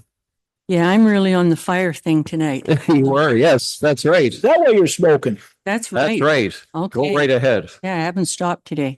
Okay, so this is recommended by myself, by the Committee of the Whole. Be it resolved that the Council of the Town of Perth authorize the Director of Protective Services and Fire Chief to submit a grant application to Firehouse Subs Public Safety Foundation of Canada for the purchase of a scaffold training system as presented in Report 2025, Committee of the Whole 3-8. Thank you, Councillor McCray. Any questions or comments to the motion? All those in favor? I'm sorry, Councillor, did you have a question? Yes. I apologize. Go ahead. It's very quick. I always vote for any grant that application, but it's a quick question here. This is something that we can't have if we don't get the grant. Is that correct?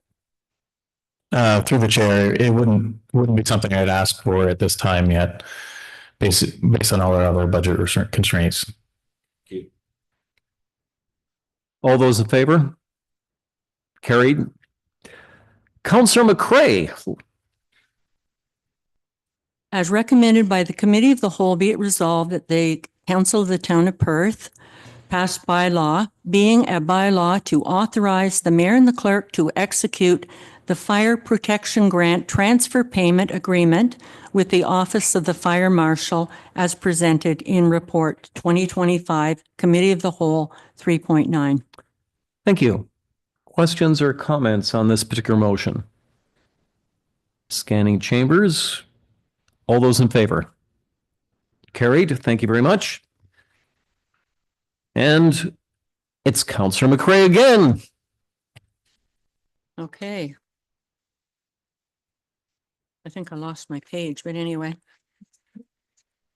Maybe I can read it from up Yeah. there. That would be 8.10. Yeah.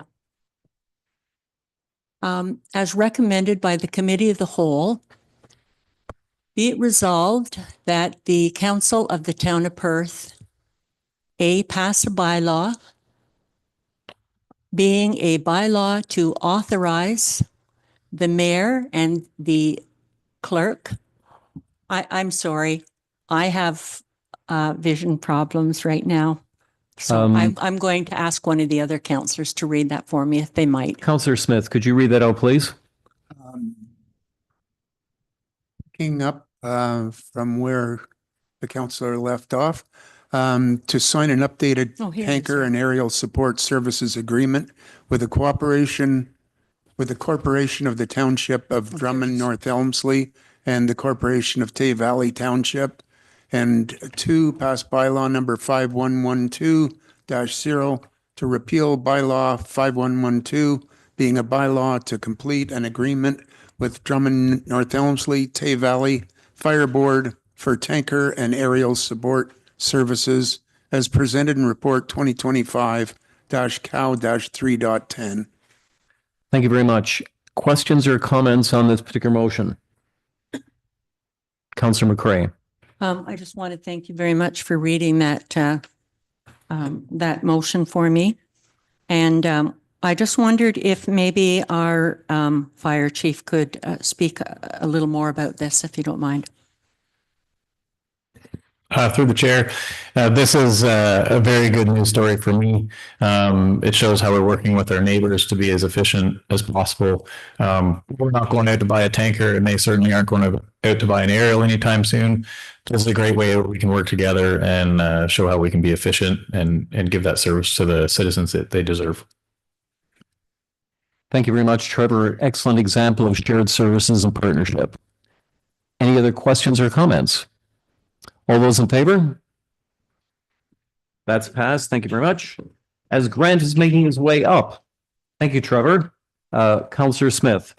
Moved by myself, as recommended by the Committee of the Whole, be it resolved that the Council of the Town of Perth received for information 2024 Drinking Water System Summary Report, 2024 Annual Report, and the 2024 Infrastructure Review Report, the municipality's drinking water system as presented in report 2025-COW.3.11. Thank you, Councillor Smith. Any questions or comments to this particular motion? Do you have a presentation? Okay, let's go with the presentation first. Thank you.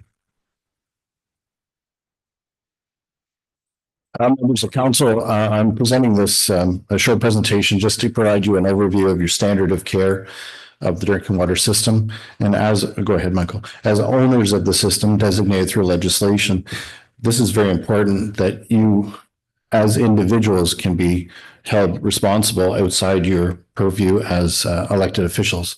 So I'm going to give a slight overview of the drinking water system summary report, the annual report and the infrastructure review performed by staff. Okay, Michael. I'm just going to reinforce that our water plant built 1964. We take our water from the Tay River. We have a permit to take water of 9.1 million liters a day, and we're currently running at 1/3 capacity. Our distribution system is 45 kilometers of piping, and our elevated tank on Hervey Street was constructed in 1939. So that sets the tone of what we have as far as the system goes. Okay, Michael. Why am I doing this? I'm trying to keep you out of jail.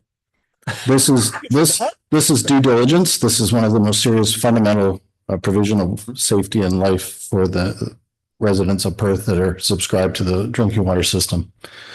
The legislation has these 3 duties as elected officials and owners of the system that you must abide by. Elected officials have a duty to provide the resources to the ratepayers. Elected officials must be informed. Elected officials must be vigilant. And those are just general best practices as individuals to ask me the questions. I am your representative of the water system. You are the owners. To be vigilant and diligent, you should be asking me the questions. And that's why I'm bringing these reports forward to you tonight. Okay, Michael? And these came out of the Safe Drinking Water Act of 2002 from the Walkerton Inquiry. This is an excerpt from the legislation in particular. You can take a look at that later, but it's building on legislative language which I'm fundamentally trying to reinforce, as I did at the training session when you became elected officials. Next one, Michael. The summary report is a requirement to be received by council tonight. It's the only formal one to be required. You will have a motion as part of this motion to receive it and review it. It's a text-based document that provides operations and summaries of how the system works. It identifies any ministry inspection findings or recommendations, anything administrative in nature, and anything that we have rectified. The current system is running at 34% of the raw water. So the water that we take from the river is 34% of our permit. And we're sending out water to the water system at 32%. So we're losing about 2%. And that's the water that it takes to discharge back to the river. That's essentially the dirt that we take out of the water is the simplest way to say that. So we're pretty efficient at only a 2% loss. Our processed water, which is that difference between 34 and 32, is 15,000 cubic meters and 10,000 cubic meters. Processed water is both a flocculation system and a filter system, and both of those components make the cleanliness of the water, and those components are discharged back to the river after going through the geotube. So the annual report is not required to be received, but it's best practiced as owners. It's very technical in nature, and you can see a number of charts and graphs in there that talk about all the samples that we do, how the facilities are run, and an AWQI, which is an adverse water quality event or incident. It describes the water system in whole, and it talks about the improvements and investments we've made at the water system.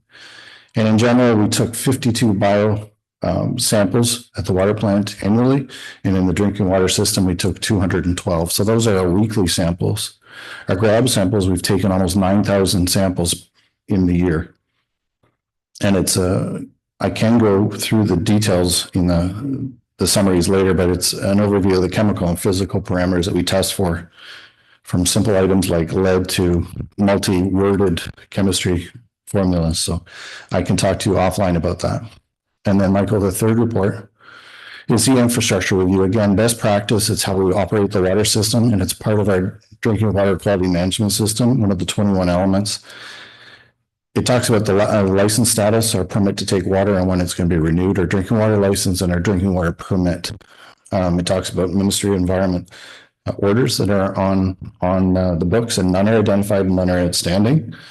General operations of the facility, and specifically about the equipment and the capacity of the water system and the water plant, including the SCADA system, which is the computer system that runs the facility, and all the electronics. It is a complete document, and it does not supersede or superimpose the asset management plan, but it's an operating document for our staff. It deals with particular small items that may not be captured in the overall asset management plan. All right, Michael. So just in closing, these are the 3 ports that as being owners and operators of the system, you should be aware of. If you have any questions, feel free to talk to me offline, and I can go through those individual reports as you require. There is a hyperlink here to the Ontario page if you require more support of what your roles are as owners of the system. Thank you very much, Grant, for a very informative presentation. I see hands all over the place. I'll begin with Councillor Bolton, work our way around. I'll be quick. It's getting late. Grant, thank you very much for your report. I started to read it today and I was over an hour reading it. And I mean, I'm not an astrophysicist and there was a lot of stuff in there that I did not understand. My question though is just a general question. You know, due to the fact that this plant was built in the 60s, and a lot of the components that are in there right now are actually still the original components, and we are trying to, update as we go along. Do you have any kind of an indication year by year or an estimate as to what it's going to cost us for the next fiscal year, barring any, catastrophes, so that we as councillors know what to expect from a budgeting standpoint? So through the chair, our asset management plan captures the overall expenditures for the facility, but those individual pieces of the pie that make up vary year to year. Right. For instance, we're doing the flocculation tank scrapers. It's approximately $320,000 this year. Last year, we bought a couple of raw water pumps for approximately $20,000. So it ebbs and flows because some of these structures are not something you ever see. They're not sitting on the floor, but they're within the facility in general. So the filters, which look like an inert piece of material, there's no moving parts. We did those a few years ago and they were $700,000. Those are good for 30 years. Right. But so it ebbs and flows on these expenditures. Thank you. Councillor McCrae. To you, Chair, to Grant, just an update. How often are we required to have the councillor training on the drinking water system? Is that something we just take when we become a new councillor or when a new council, takes off, or is it something we're required to do every so many years? Through the chair, there is no legislative requirement. As owners, you're responsible to be diligent. I promote it at your orientation only as getting up to speed of what your requirements are. Some municipalities do an annual training session, but there is no legislative requirement. Thank you. Councillor Byrd. Thank you, May, through the chair. Correct me if I'm wrong here, but feel free to. The matters that you've spoken about, the items you've spoken about that were not necessarily included in the asset management plan, that comes out of the water reserve. We can fund those things as they come up. Through the chair, yes, the water and sewer rate study was based on our infrastructure review internally. The asset management plan items tend to be the capital works outside the pipes, the pump stations, but the rate study, the basis of what it does, funds based on staff's recommendation of the assets within the building. Thank you. Say this every time you present this report, but I remember years back you saying to me that we put cleaner water back into the river than we take out, and that's still the case.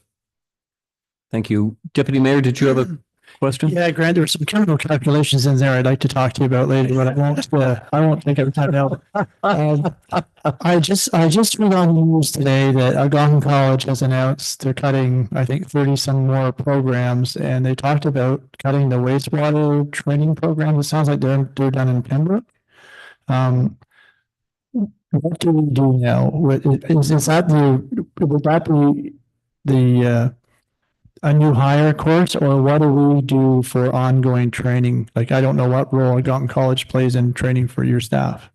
Through the chair, 2 of our 3 operators came from that water and wastewater program. It's a 18-month program at Algonquin College. It's at Woodruff, I believe.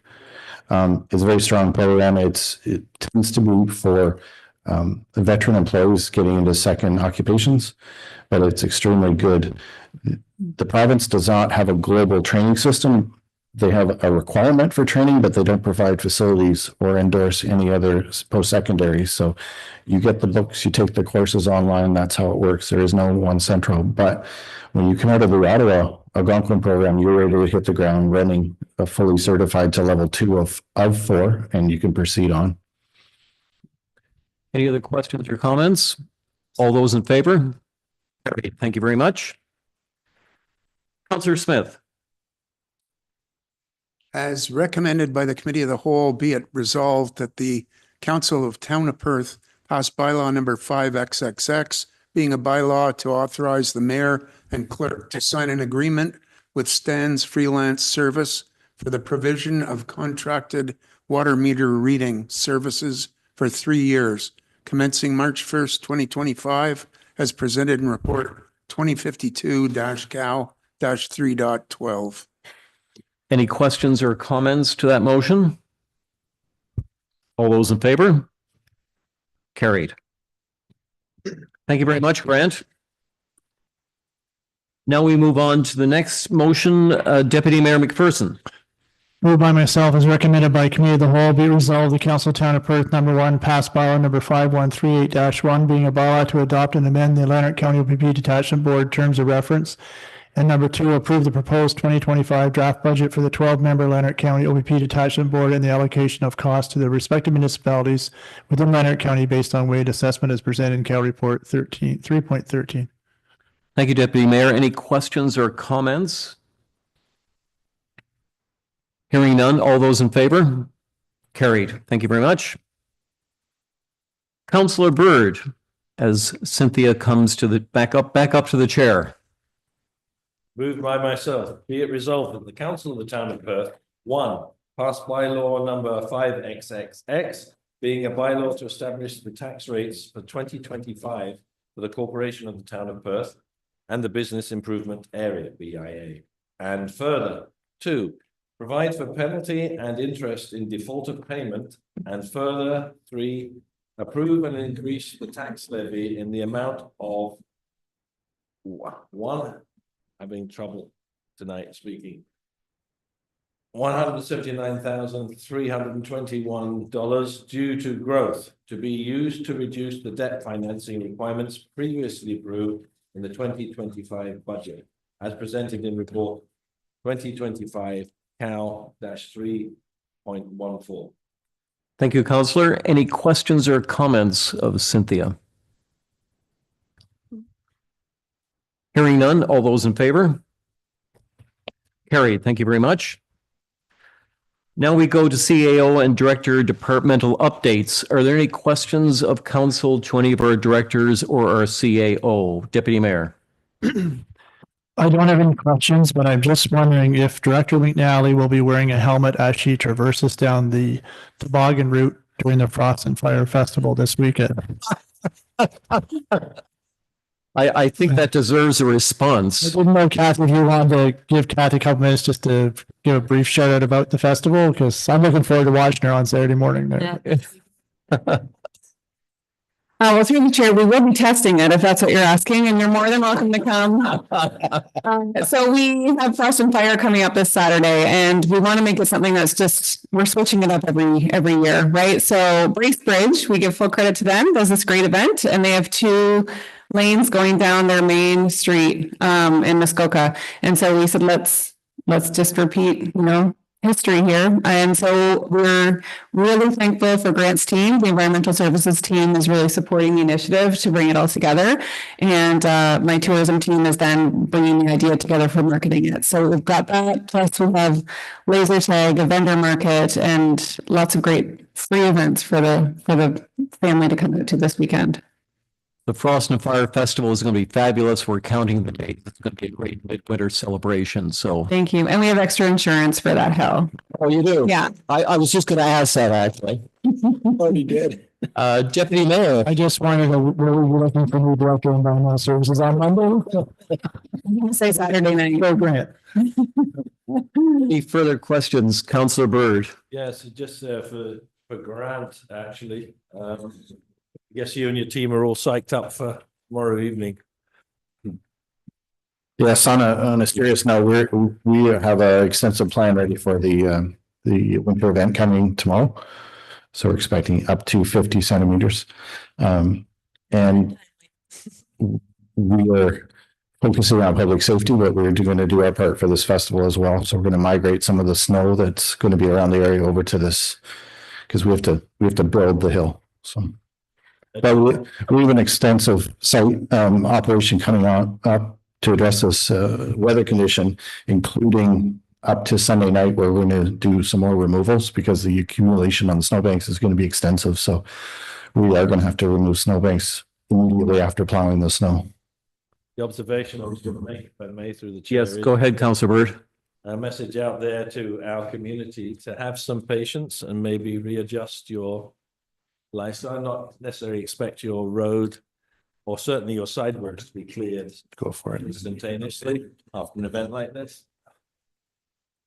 I think those are wise words with the If I can just add to that, we do have a communications campaign going out this week. Oh, great. With that same messaging, but also outlining grants team's plans for the snow removal, just so people have a clear understanding about what to expect over the next 72 hours. Sure. Thank you very much. Councillor Smith. Question to Grant, when is the snow supposed to start? Tomorrow, sorry, after, go ahead, after supper in the dark hours, and it should be done by noon on Thursday morning, tentatively. Right. Any other questions or comments? Councillor McCray. Yes, I just have one, and it's a comment. This evening, we had a presentation, a delegation given in regards to the West Annex. We also received quite a thorough written submission from another group. And we also heard how important it is that we have open communication with these various groups that have concerns about the development of our wonderful community. I'm just wondering who will respond to these groups in writing when a written submission comes forward to our council in regards to concerns regarding delegations such as this. I know we've I guess I'm talking about going forward. Okay. Who in fact will do that? Because I just want as a councillor to ensure that this, we've started something here and we just continue to do this so that we will have good relationships with these various groups. Excellent question. I'll turn that over to our CAO.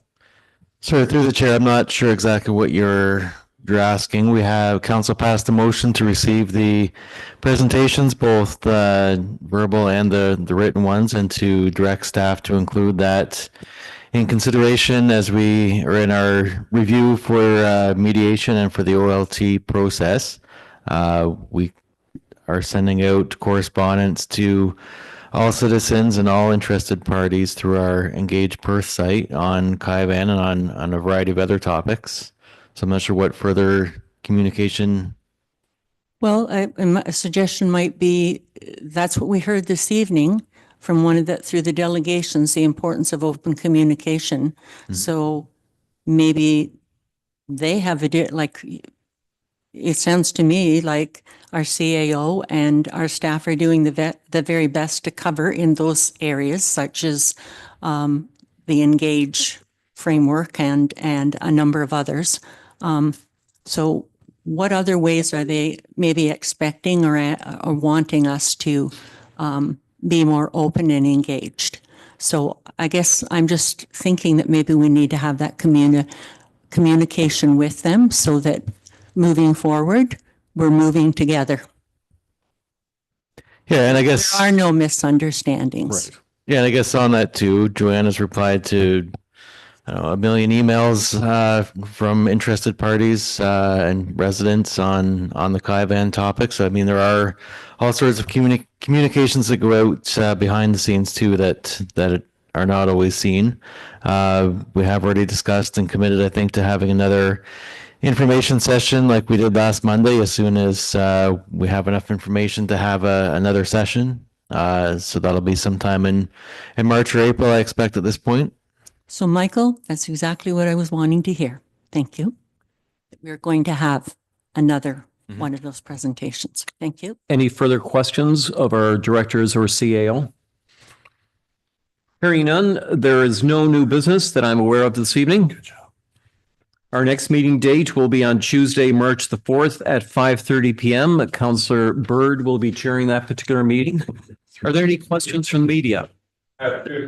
Please go ahead. I'll be brief. I'll put them together and then just direct them at anyone who feels comfortable answering. First, can anyone provide an update as to when Her Worship Mayor Brown will be able to return to the duties that she gave up last week as indicated in the information release? And part two of that question, tonight the deputy mayor described himself as acting mayor. So has the situation changed that she's still giving up all of the duties of mayor? And if that's the case, is a motion expected at next council meeting to officially recognize?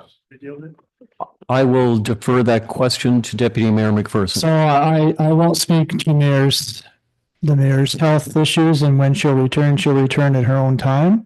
Technically, if the mayor is not present on a daily basis to do the duties, I become the acting mayor.